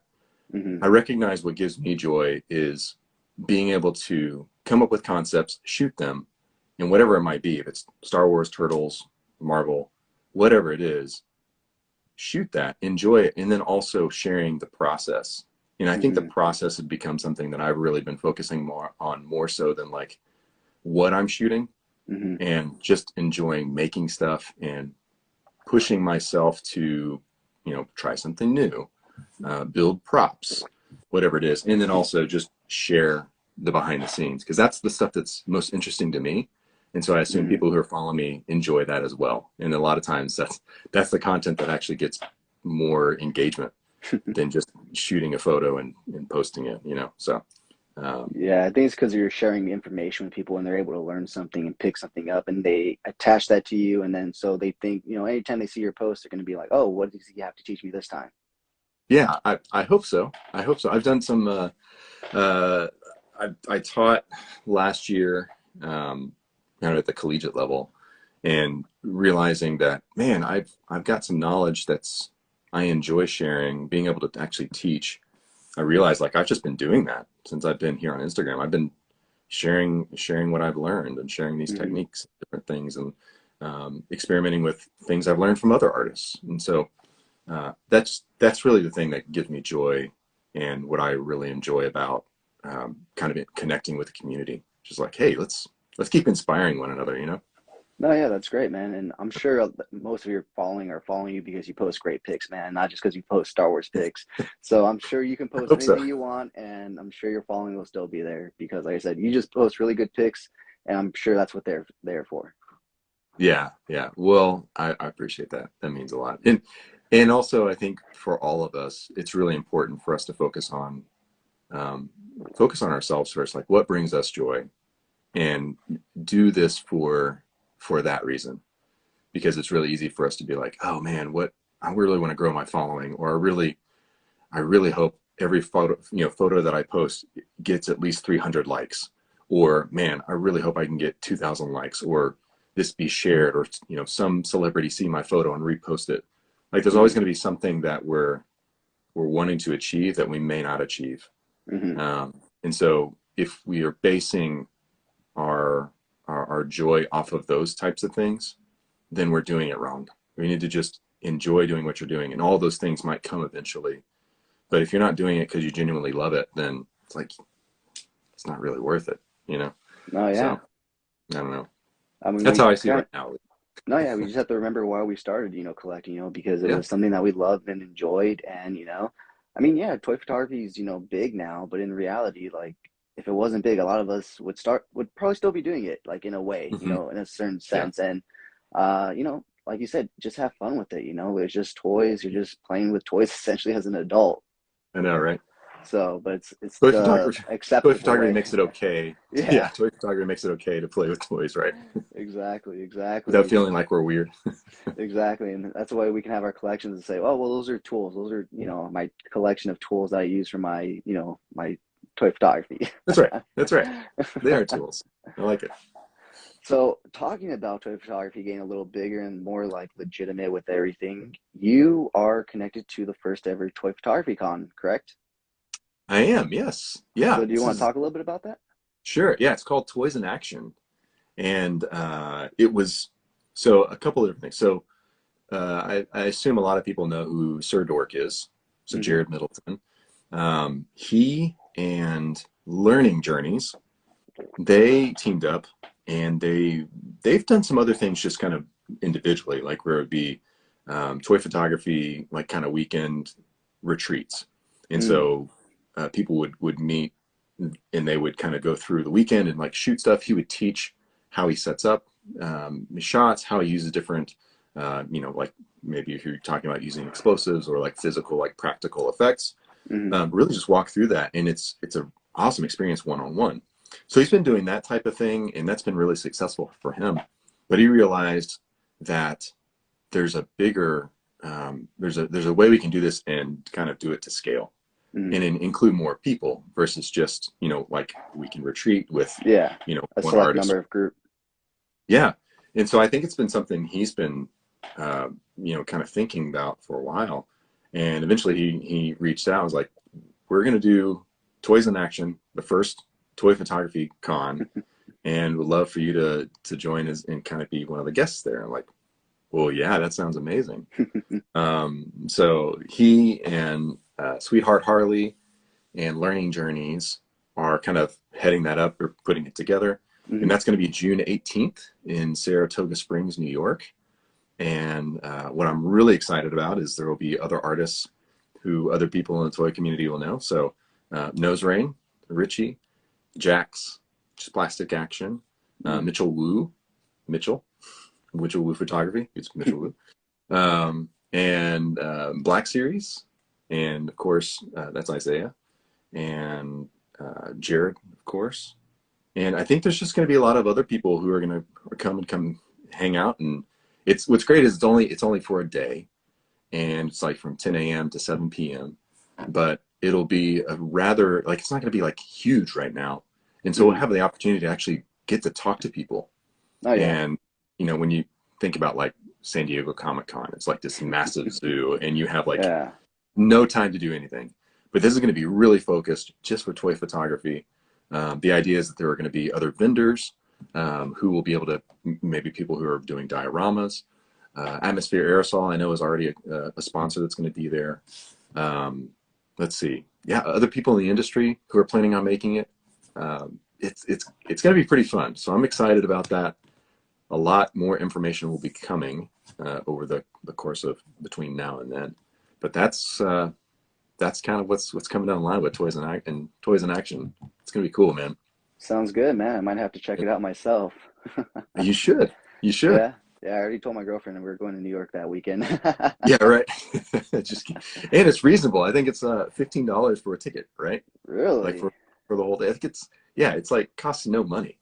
And to me, what's great is obviously I've got some friends who are kind of in that on East Coast. Like, well, I can just drive there and just to be able to meet other toy photographers and other people in the community, and even people who maybe aren't in the community somehow are able to find out and join. Like, that's gonna be awesome. So. Oh yeah, it sounds like it's gonna be a really good time. And like you said, the first one probably won't be that big, but I'm sure by the second and third, it's gonna grow immensely after people see what happened in that first one. I hope so. Let's see. Yeah, a couple people are saying, "Oh yeah, Go Figure Go," is saying debating on getting a table. Yeah, it's gonna be a lot of fun. I think you're right. The first year will be great, kind of get our feet wet, and then next year I think there's probably even more potential once you kind of have the first one done. So we'll see how it all kind of plays out. But either way, it's going to be a blast for the people who will be able to make it this year. And for us to just be able to meet up in person and talk and, do all the fun toy stuff together. So it'll be cool. No, yeah, that's awesome. It's like, toy photography kind of came out of like toy collecting as a niche, and there isn't really anything for toy photography besides, going to cons and stuff. So that's really cool that this is like a dedicated con to just toy photographers, or, you can come meet and like, just get information, swap ideas, do different stuff, connect with people and stuff. And in that basis, because I feel like obviously there are two types of collectors, there's the ones that just collect, and then there's the toy photographers, Right. And so I feel like being able to connect with just like those toy photographers would be a great, just all around, event. Yeah. It looks like we already have 2 people here in the chat. So Machu Toy, all right, Matt is in. Let's see, Jedi Toy Masters, upstate New York here. Go Figure Go. So yeah, we already have you know, with the number of people who are here, we have a pretty good percentage of people who are going to go. So, No, yeah, it all right, sounds great. good Yeah, start. yeah, I've never been to New York, so I'm There definitely you gonna go. be there. Nice. I forgot, where have you said where you live, No, I or do you haven't, want but to share that? I'm in Southern California near LA. Okay, nice. Seems Yeah, like most so people are. yeah, but ironically, everybody I've interviewed on this show have actually been either in the West, or I'm sorry, the East Coast or like the Midwest, you know, kind of like you. That's awesome. Yeah, so Well, and you know, Phil, your last guest, he just lives like right down the road from me. So yeah, exactly. yeah, That's why I was kind of familiar with your time zone this week. I was like, oh, so just like last week. exactly right. Yep. Yeah, that's the one thing is like having to figure out time zones and all this other stuff. It gets a little tricky sometimes, but thankfully, Yeah. 2 hours back isn't too bad. 3 hours, it That's starts to get a little tricky, but we're good right now. yeah. Nice. Yeah. So yeah, man, Yeah. I'm looking forward to that. I mean, sounds like it should be a really fun time. And Yeah. so, are you going to be like speaking or doing anything there as like one of the people there? Yeah. So what's cool is we'll each have our own booth there. So I think the goal is some of us we'll have like prints that will be for sale. But then I'm going to bring some other things, Hmm. um, uh, specifically for like just the booth area. But we are also doing panels throughout the day. So mine will probably be more focused on digiorama and kind of that Hmm. technique and different ways that you can implement that with your with toy photography. Hmm. There's other talks about some other. I don't want to give any other things away for the other panels, but there's some really cool things that I know are interested in discussing in the community when it comes to toy photography. That I think these panels are probably going to provide some really great information, especially from these artists. Um, so yeah, but mine is going to focus primarily on digiorama and incorporating kind of that screen for your backdrops and kind of how you sell the shot. So it's going to be fun, not only just being there at the table, but actually being able to take that further with those panels. It's going to be cool. No, yeah, that's great, man. I'll Yeah. definitely be there for that one because I've been trying to incorporate that. I've tried it for a few of my shots and it didn't quite work out. So I Yeah. think I need a few lessons on that. So I'll definitely be sitting in on your lecture on that one. Nice. Well, that's cool. If for anybody who can't make it, if you go to my website, I've got like a 3-part tutorial that just goes through kind of the digiorama technique.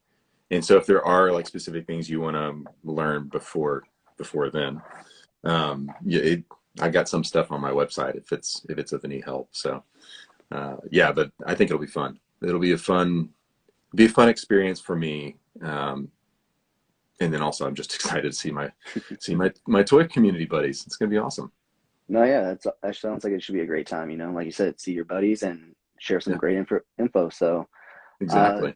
so let's talk about your website real quick. I mean, you're kind of unique in the sense that you have a website, you know, kind of just dedicated to showing off your toys, your toy photography, Yeah, which is really it's cool. I fun. mean, you and Yeah, Jason actually has one, but you know, you have one, and like you said, you have your tutorials on there, and you have all sorts of great info on there. So, want to share a bit of it? yeah, sure. It's funny because with websites, I've got one for my business, but Hmm. then when I went to San Diego Comic Con the first year, I think it was 2017 that I went, I was like, man, if I'm gonna go, I might as well put up a website to show some of the work I've been doing, so I can point people to it. Hmm. And then I made like little business cards just to have, and like little mini prints and some other things. Like, might as well just have stuff. Oh yeah, If this is the only year I get to go to SDCC, like, might as well just kind of do it like it's a networking kind of thing. oh yeah. So that kind of prompted me to build the website, and I haven't updated it in a while, but it is what it is. But I just realized, this is a really good place to send people, and I thought the best value I could bring for anybody visiting is not only just seeing my photos that they might be familiar with on Instagram, but just sharing some of that knowledge. And like I said, there's a lot of other content I want to create, and I actually want to do more video content with tutorials and teaching. Just trying to figure that out this year. That's kind of one of my. But I was like, well, start with having some of these tutorials just written out, almost like just blog posts. And so that's kind of where that came from. And also, just like with Instagram, it's cool to go back and see. It's almost like a journal in a sense. of like what you've done and how to see your progression as an artist. And so same thing with the website. It's good to just document like, hey, here's a project that I worked on with Hasbro, and put that right here, and then have a little description, a little bit more in depth of like the thought behind it, you know, some of those things, and just having an opportunity to kind of expand on it versus just if you're posting on Instagram with a kind of a little small caption box, or Twitter, you know, with a character count minimum or maximum. So yeah, just an extra space to kind of build out more content and just kind of keep that there. So I think it's funny talking to my buddy Nose Rain Richie.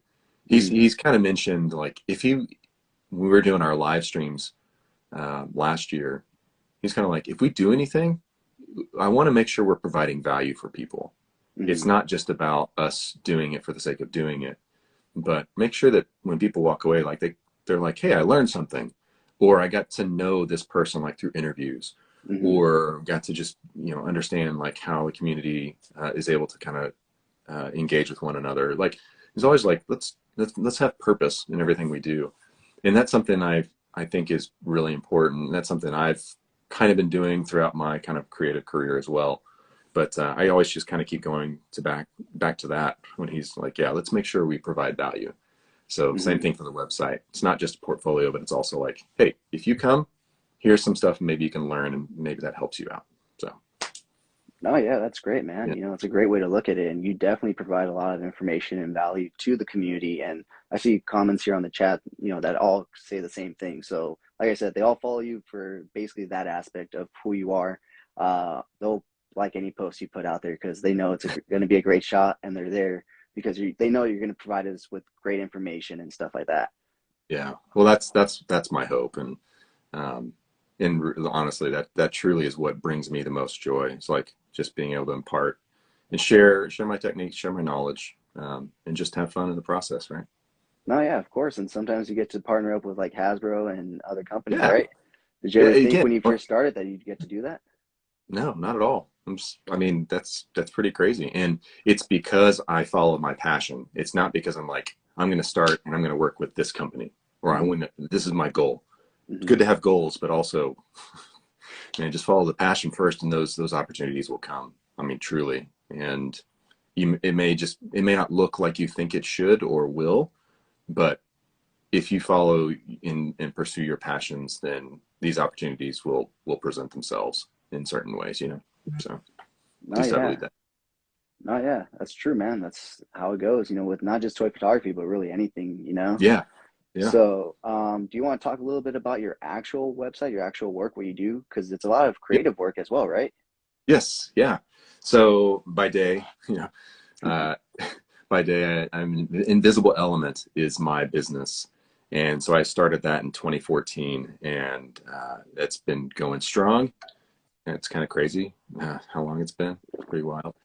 Before that, I was working in the kind of creative agency kind of field, where I worked at 3 different companies prior, and doing everything from like regional TV commercials to sports programming, like graphics packages.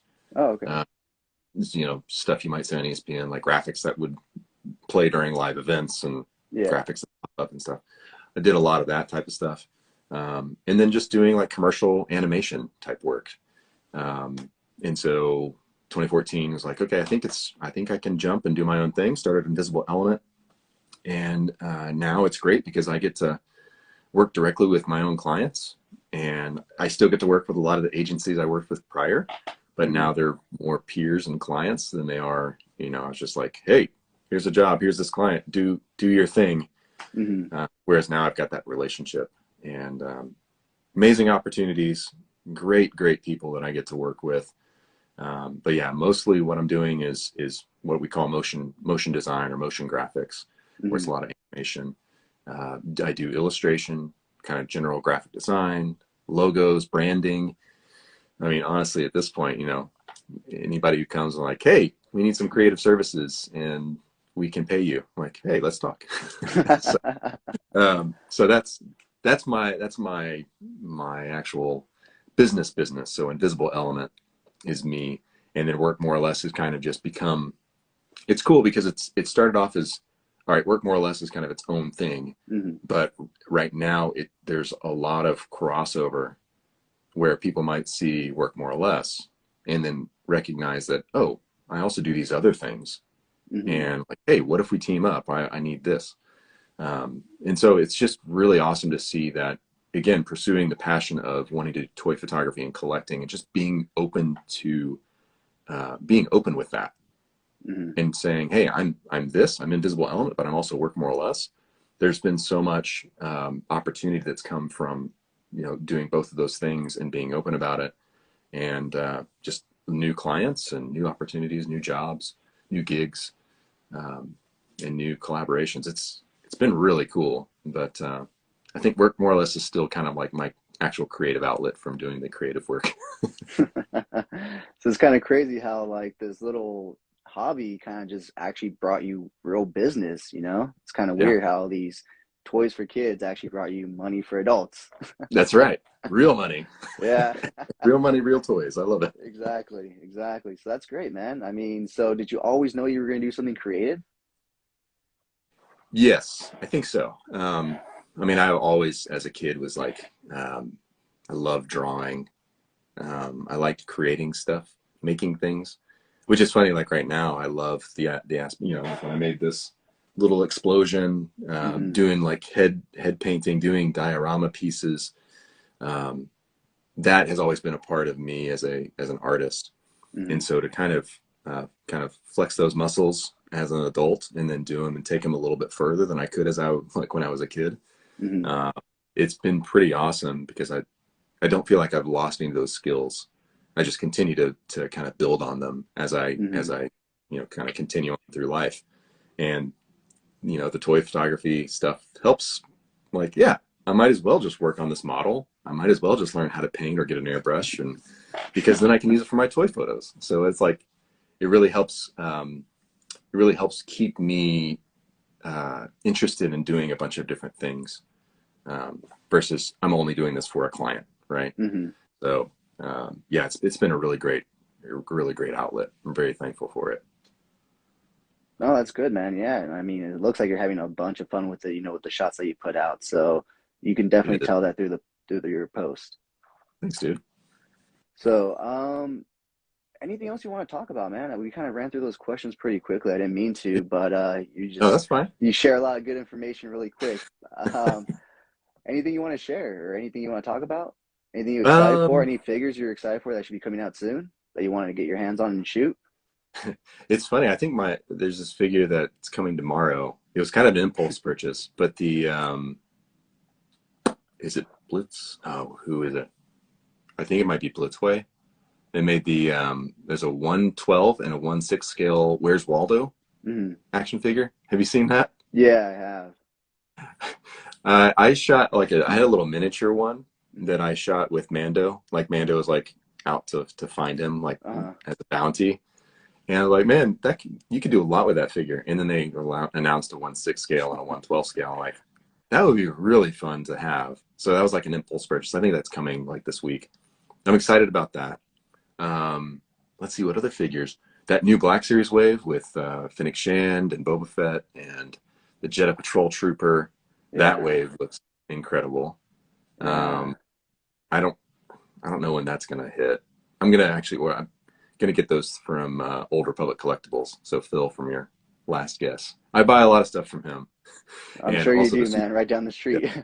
Yeah, that's right. And then the Super 7 stuff. I mean, I collect that, the Turtles. I did an unboxing with this wave with him. I'm always excited about those pre-orders. I think I've got wave 5 and wave 6 pre-ordered with them, and I'm always excited. Let's see what else. I think for the most part, those are kind of the things I'm excited about in the near future. I got the last Hot Toys figure I got was Captain Rex. Oh, nice. Dude, he's awesome. He's within reach. So I mean, this is amazing, dude. So this was from the pre-orders that I recently got, the Star Wars Hot Toys figures. This is kind of the last one that I'd been waiting on. And so I don't have another one on pre-order yet. Yeah. I would love to get another one, but I was like, man, I don't know which one. There's so many.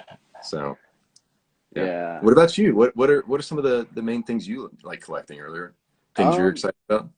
I'm really into Mezco and stuff now, and then Yeah. also like the NECA Back to the Future line. I'm looking forward to the 90 or 85 Doc and Griff. Yes. I'm really Those into look so collecting that good. line, so Yeah. I'm looking forward to that. Really, anything that's just cool at this point, Yeah. I'm really looking forward to, like I said, like the new Mezcos that are coming out, like the new Rumble Societies that they just announced and everything. And Mhm. obviously anything Turtles related with NECA, should be fun and exciting, especially those Secret of the Ooze ones. Those ones look Yeah. like they should be good. I love those updated, like the sculpts, the new turtle head sculpts for the Secret of the Ooze style because Hmm. they look different. Those I'm are going waiting to for be that cool. Shredder too. Yes. Oh man, that's going to be awesome. The cartoon line, the NECA cartoon line, that um, the 2-pack, which is the uh, Rock Soldier. So these are like Mm, deeper cuts for Turtle fans, but the Rock Soldier and then the Goon. It's like hmm. the guy with a paper bag on his head. Like, Yeah. like those are going to be fun army builders. Those are going to be really cool. I'm excited about those. Um, yeah, there's so much cool stuff to get excited about, man. Yeah. Are you excited for the new Batman movie? Yes, very much so. That's that's really exciting. About a month away. Yeah, it's not far at all. I love the approach they're taking and just kind of the feel of it. They actually, I think on was it like a couple of days ago they released a clip, Hmm. um, and The funeral just scene. yeah, funeral scene, like just the tone of that was like, oh yeah, this is going to be good. Like I love how it's dark. I love how um, seemingly he's going to be more kind of like the detective side of things, like kind of the Hmm. original Batman, right? Yeah. Um, and at first I was like, Robert Pattinson, I don't know, does he work as Batman? But I think he will. He looks good, man. I No, yeah, I thought the same thing. I'll be honest. When they first announced Robert, I was just like, was like, oh man, like really yeah, they're gonna make a Twilight Batman? He's gonna be sparkling in the right. moonlight, like, all right, I guess. And then the first trailer dropped, and I was like, okay. I was They're like, for real. okay, yeah. And then the Yeah, next one, and then the next one, and it's just like, okay, I'm in. At this point, he convinced me. I'm 100% in. yeah, that's going to be great. And then let's see, what else am I anticipating? Obi-Wan Kenobi. Really, really enjoying Boba Fett. That's a fun series. Did you But see today's Obi-Wan, episode? I did. It was fun. It Yeah, was no fun. We'll leave spoilers, it at but that. yeah, Yeah. what would you rate it out of? Well, okay, out of last week's episode and this week's episode, which one did you enjoy more? Probably. Mm, they're a little different. But this Yeah, week's episode was really exciting. yeah, So I think for just being a Star Wars fan, I think people are really going to enjoy this episode. So yeah. I think the yeah, action was great in the last one, but this one, like you said, for just Star Wars, if you just want Star Wars, this is an amazing episode. yeah, it's really ramping up. So I'm excited about that. I'm going to kind of withhold my judgment for not judgment, but critique for the whole season Hmm. until everything is dropped and we understand like the whole arc of the season. Yeah. But I'm enjoying it right now. I'm excited about where it's going. But I will say Obi-Wan and especially Andor, which are coming Oh later this yeah. year. I'm really looking forward to those series. Those are going to be awesome, I No, think. yeah. Hope- No, yeah, they should be. Oh, yeah, yeah. hopefully. I'm Maybe hoping it's maybe gonna I should be. just go in like with no expectations, so then I don't get let down. But I love the Rogue One is probably one of my favorite Star Wars movies. It No, is my yeah. favorite movie, and so to go back and see Cassian and K2 and kind of that time period, I really really love. So I think there's a lot of opportunity. And the Shore Trooper, that's like my favorite, one of my favorite troopers as well. So that'll be a fun space to kind of play in with the Andor series. So No, yeah, I'm sure you'll already have some shots planned for that series when it's dropping, right? I have a Shore Trooper photo that I've got kind of set up. I just need to shoot it. And it should be pretty funny. So, but yeah, I think it'll just inspire me to be like, okay, let's get these guys back out and start shooting more. Because I mean, um, even just watching Boba Fett and some of the characters that have come into the story, Hmm. with figures we already have, I'm like, man, I want to shoot these characters again. So, you know, that's also fun when we start seeing, you know, I guess just get inspired again. It's always cool to see other characters in series, and you know, like same with like the Batman. Batman's coming up. Hey, I've got some Batman figures. I should shoot some. So I don't know. There's always just inspired by a lot of different things. But these new series are what I'm really looking forward to. No, yeah. What about any Marvel series this year? Are you looking forward to any of those? Let's see. What's yeah, I Moon think the Knight's next. yeah, Moon. Oh, that's right. Yeah, Moon Knight. That looks fascinating. I don't really know much about that character, so I I'm don't kind of either, going. but like you said, it looks fascinating. Yeah, I'm going in kind of blind on that, and man, we're getting so much content too. Like it's crazy. Like even just the Disney Plus stuff. Mm-hmm. Moon Knight will be cool. I even forgot what's slated, to be honest. I I just know know there's Moon Knight. Let me see. I have my Multiverse of laptop right here. Madness is Oh going to yeah. be the Doctor Strange Mm-hmm. film, and I think from what I remember, that's going to be a little bit more like on the horror genre side. I think that's how they Yeah. kind of were talking about. So that'll be kind of crazy. Um, Right. But then what else is coming out? There's supposed to be another big Marvel movie this year, isn't there? yeah, everybody's probably like, "You idiots! You don't know." You say you guys are fans. That's right. Let's see. We I'm have looking Doctor forward to Strange. Oh, the Thor: next. Love and Thunder. Oh, that's right. Yeah, that'll be cool. And I mean, then I'm in for all those, all yeah. the mark. Yeah.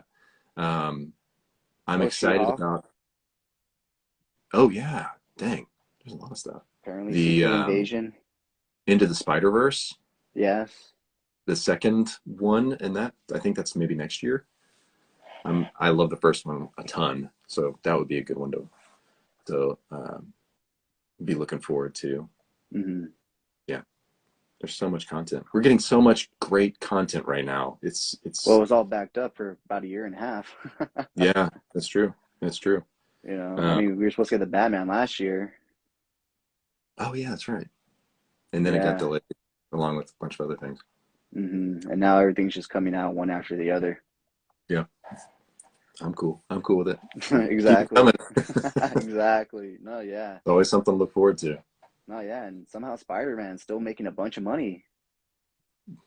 That was a fun movie. I That was a really great enjoyed movie. Yeah. it. Yeah. That was awesome. I definitely enjoyed how they did the callbacks and everything that they Yeah. did. It was like the right way. It wasn't forced. It wasn't rushed. It just felt right, the way they did Yep, it.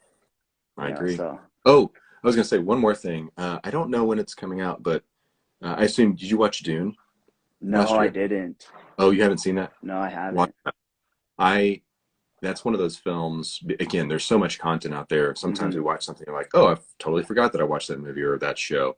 hmm Dune is one that was absolutely stunning. I never watched it in the theater, hmm but just even watching it at home, kind of on my big TV, hmm it it is a beautiful, beautiful movie. And so I'm excited about the subsequent films that are going to follow hmm to kind of tell that story. hmm If you have not seen it, you got to watch it. It's amazing. It's on That's HBO Max, right? yes, Okay, yeah. yeah. I'll have to check it out this weekend then. Check it out. It's definitely worth it. I ended up watching it like 2 or 3 times in 1 week Oh wow. because it's so good. It's super immersive too. Like that's kind of the cool thing, like with a lot of the Star Wars movies, hmm where it feels like you're kind of immersed in the universe. hmm And so Dune definitely feels that way. Um, yeah, yeah. Check But it out, dude. but isn't that just what makes a great movie? Like when you feel like you're in that universe, in that world, and then the credits roll and you're like, oh yeah, I'm not in that world. I'm in my own Yeah, reality. That's how you know Dune. you're watching a good movie. Yeah, Dune does that. 1/6 shooter. He said I've seen Dune 3 to 4 times now. Incredible. Yeah, and I know Spencer Switpitch just jumped in. He loves Dune. He kind of got me into inspired me to watch it with his photos. So yeah, it's definitely worth a watch. It's incredible. So it's gonna I'll be a lot definitely of have to check it out then. yeah. But You'll like talking about 1/6 shooter, did you see his recent post? Cowboy? the cowboy. Yeah, yeah, Very well done. Very well done. beautiful. Yeah, Right? Trevor always does Amazing. great photos. Oh Yeah, yeah. Oh yeah. And I should mention that Batman photo was a collaboration with Switpix, and he did an awesome shot with the same figure. Hmm. So they are, yeah, right here. And his has Batman kind of in the, well, I should say in the foreground is like the bat signal, Hmm. and it's all lit up, and then you got Batman like kind of behind it, like perched on the rooftop. It's awesome. It's actually probably one of my favorite photos that he shot of Batman. So you got to check that out. Yeah, I definitely will after we're off. Yeah, yeah. It's fun, and like I said, the best part about this is, you know, being inspired by one another and meeting new people and talking about the things we love and toys and finding that common ground and knowing that we all come from different backgrounds, Hmm. but this is the one thing that kind of brings us together.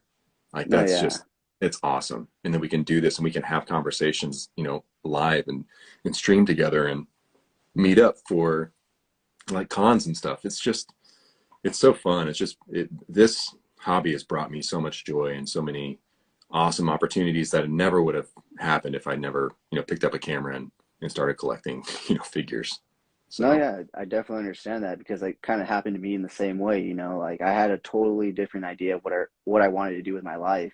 And then I started mhm. messing around with toys and stuff. And I was like, you know what? I know working in the toy industry isn't like all playing with toys and everything, but I do Oh, like that aspect of it. You know, I do like, you know, the background behind the scenes and stuff. And so that kind of made me shift where I wanted to go in life. And now I'm looking at, you know, potentially going into the toy industry in that sense. that's awesome. Well, keep me posted on that because that's just as fascinating to me, like understanding the, like kind of the industry side of Hmm. things and knowing, actually having a lot of friends who work in the industry. Um, that's, to me, that's really cool to see how, you know, a product can, where it starts from like Hmm. the concept phase and then following that through to production and then seeing how it turns out. And like that whole, in a sense, you know, going back to behind the scenes content like that, I just think is super interesting. So to hear that you might have like that might be in your future to be able to work kind of in the industry and do that type of stuff. That's like awesome. That would be so fun. Yeah, exactly. That's what I figured. I mean, yeah, like I said, it's not all playing with toys and stuff, but you're still in that area, in that community and stuff. Yeah. And if you're into that kind of stuff, next week on Coffee and Toys, I'm actually going to have, I don't know if you know who Spectre Creative is on YouTube. Yeah. Yeah. I'm going to have Scott on here. That's awesome. So Well, we'll I'll definitely be definitely tune talking. in. Yeah, Yeah, definitely we'll tune in definitely for be that talking too. about, you know, all that kind of stuff. That's awesome, dude. So yeah, you know, and then I think the week after him, I'm taking off because I'm going to be on a plane. But then after that, I'm going to have a marketing director from Diamond Select on here.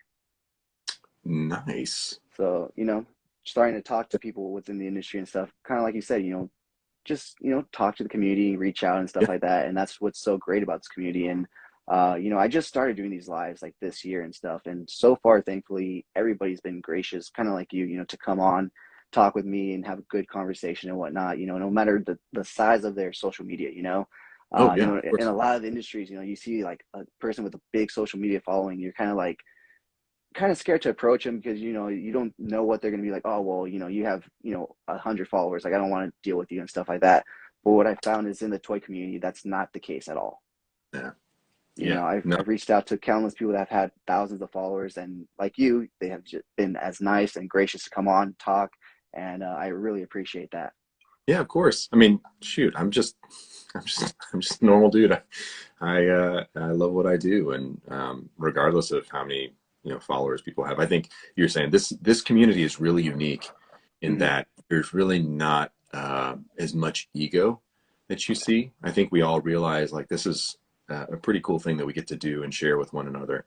Hmm. And so yeah, same thing. There's a lot of people you can just connect with, regardless of where they're located in the world, or regardless of how many followers they have, or whatever it might be. So it's very, very accessible. And like you were saying, like to be able to reach out and have the conversations with industry professionals, like that's just cool. It's amazing how the social media stuff can kind of connect us in a Hmm. certain. So that's awesome. I really have enjoyed your other shows, like with Paige and with Jason, and Thank you, uh, man. looking forward to keeping up with who your of the other guests will be like from here on out. So you're doing a Thank you, great job. man. Thank you, man. I really appreciate that. Like I said, I just started all this year, and to be honest, I'm not really like an outgoing person, but I wanted to connect more with the community. I wanted to, put a face to the name. I do a lot of reviews on YouTube and stuff, but you're looking at a toy and whatnot, and kind of like through Paige and Jason, seeing their hangout, their live, I kind of really Yeah. enjoyed that. And then, I obviously saw you and Richie on live a few times, and I thought that was really cool. Uh, and I was just like, you know what, I kind of want to do that, but you guys do it in a sense where like you guys are hanging out and stuff, and you guys share a lot of Mhm. great information, in terms of like behind the scenes. And then when Jason and Toy Page hang out, they share a lot of information on Mezco and whatnot. Yeah. Um, Yeah. and I wanted to change it up, be a little different. So I wanted to take it the approach of kind of like a nighttime talk show, talk to different Yeah. guests every week, get to know different people, mix it up, different areas, toy collectors, photographers, and now, people that work in the industry and stuff. And Yeah. I've been having a lot of fun, and I really do appreciate you saying that, because like I said, I just started this all this year, and I'm still new to it. I'm still figuring it out. I just started the intro and the outro last episode and stuff, so still trying to find my footing and stuff, but slowly Yeah. but surely. It's awesome. You're doing a great job. And like you said, I mean, you just want to do it. Like that's what's driving you. You want to have these conversations, and you just like, let's go for it. And same thing, like as a creative myself, and wanting to do different things, like there's all these steps where sometimes it's like, instead of overthinking it, just start, and then it Hmm. will evolve over time, and that will really get you to where you want to go faster.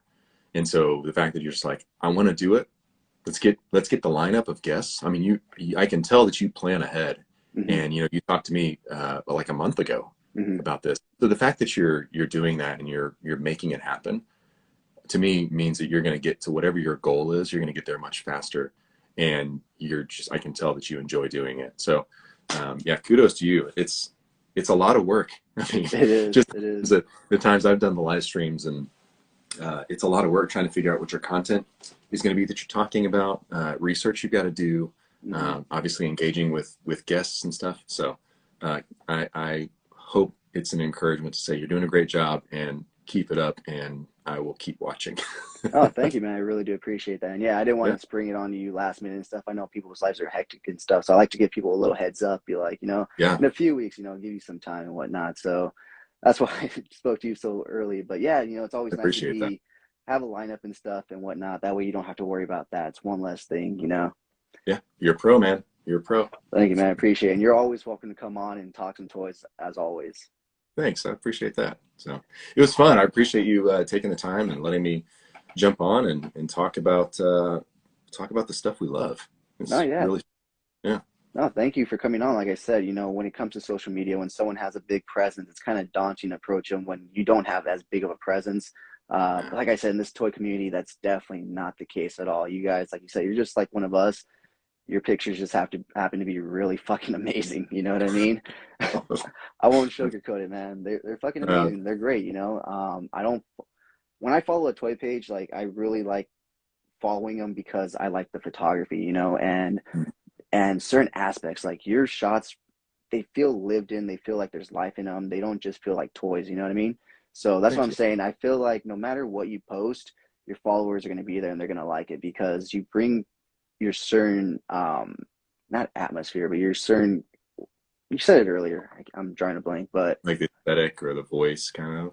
yeah, So what you- your own take to it. You know what I mean? Yeah, Like everybody yeah, has their own unique style of toy photography and whatnot, yeah. and yours is very eye catching. Much like Jason's. I think it's the way you guys light your photos, the way you guys position everything and focus them in.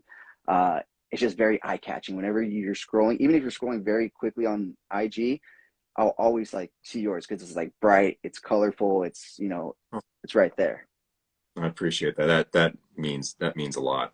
And to me, it's those types of comments, or if somebody sends me a DM and they're like, "Man, this really hit home," or "This was really creative or clever."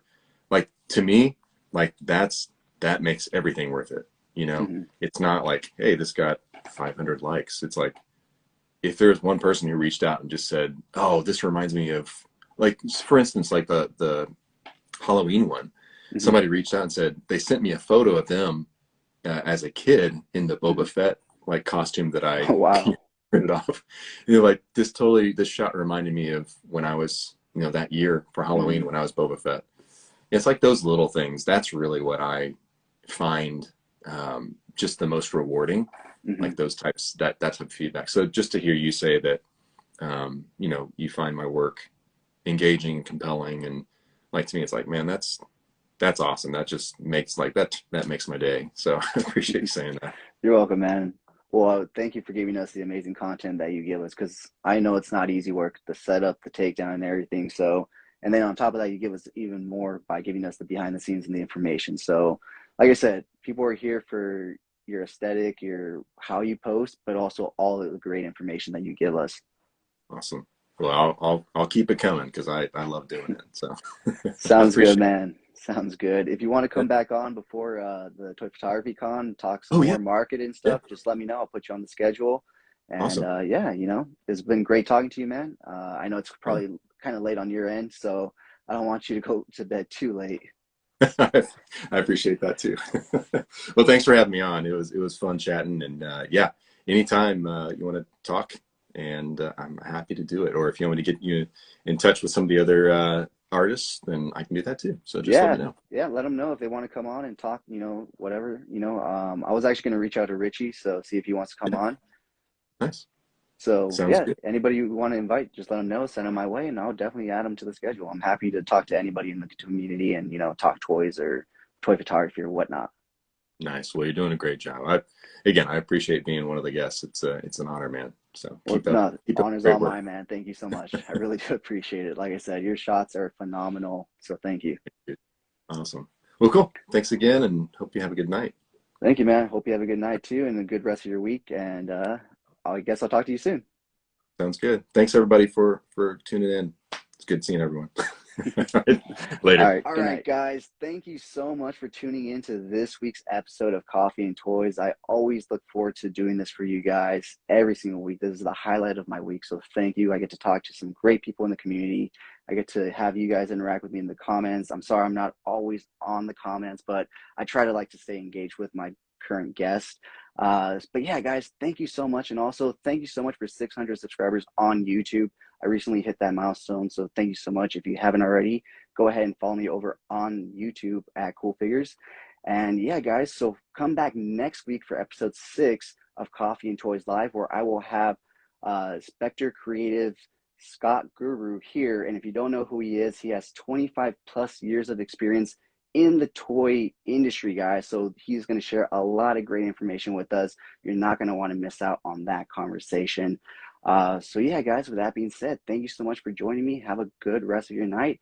And as always, guys, have a great fucking day. Thank you so much for sticking to the end of this video. If you enjoyed those pics, you can find the full images over on Instagram at CoolFigurez.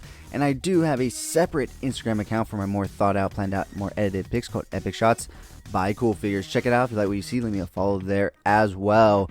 And if you guys want to see the unboxing of any figures I do reviews on for this channel, go ahead and check me out over on TikTok at CoolFigurez. That's where I post all my unboxings. And join me every Sunday morning for Coffee and Toys, a weekly toy news, toy talk podcast where we will go over all the latest and great toy news, reveals, pre-orders, and so much more. If you did enjoy this video, please remember to give it a thumbs up. It really helps the channel grow. If you haven't already, please hit that subscribe button. But whether or not you're a subscriber, thank you so much for taking time out of your busy day to listen to me talk about toys. I really appreciate it. As always, I'm your host, Jess the Bat Madrigal, aka the Buff Collector. And I'll talk to you guys in the next video. Thank you so much to this channel sponsor, V-Rare Store. Check them out for all your Funko Pop, anime, Pokemon card, and toy print needs. And of course, use code CoolFigurez at checkout for 10% off your order. V-Rare Store. Check them out, guys.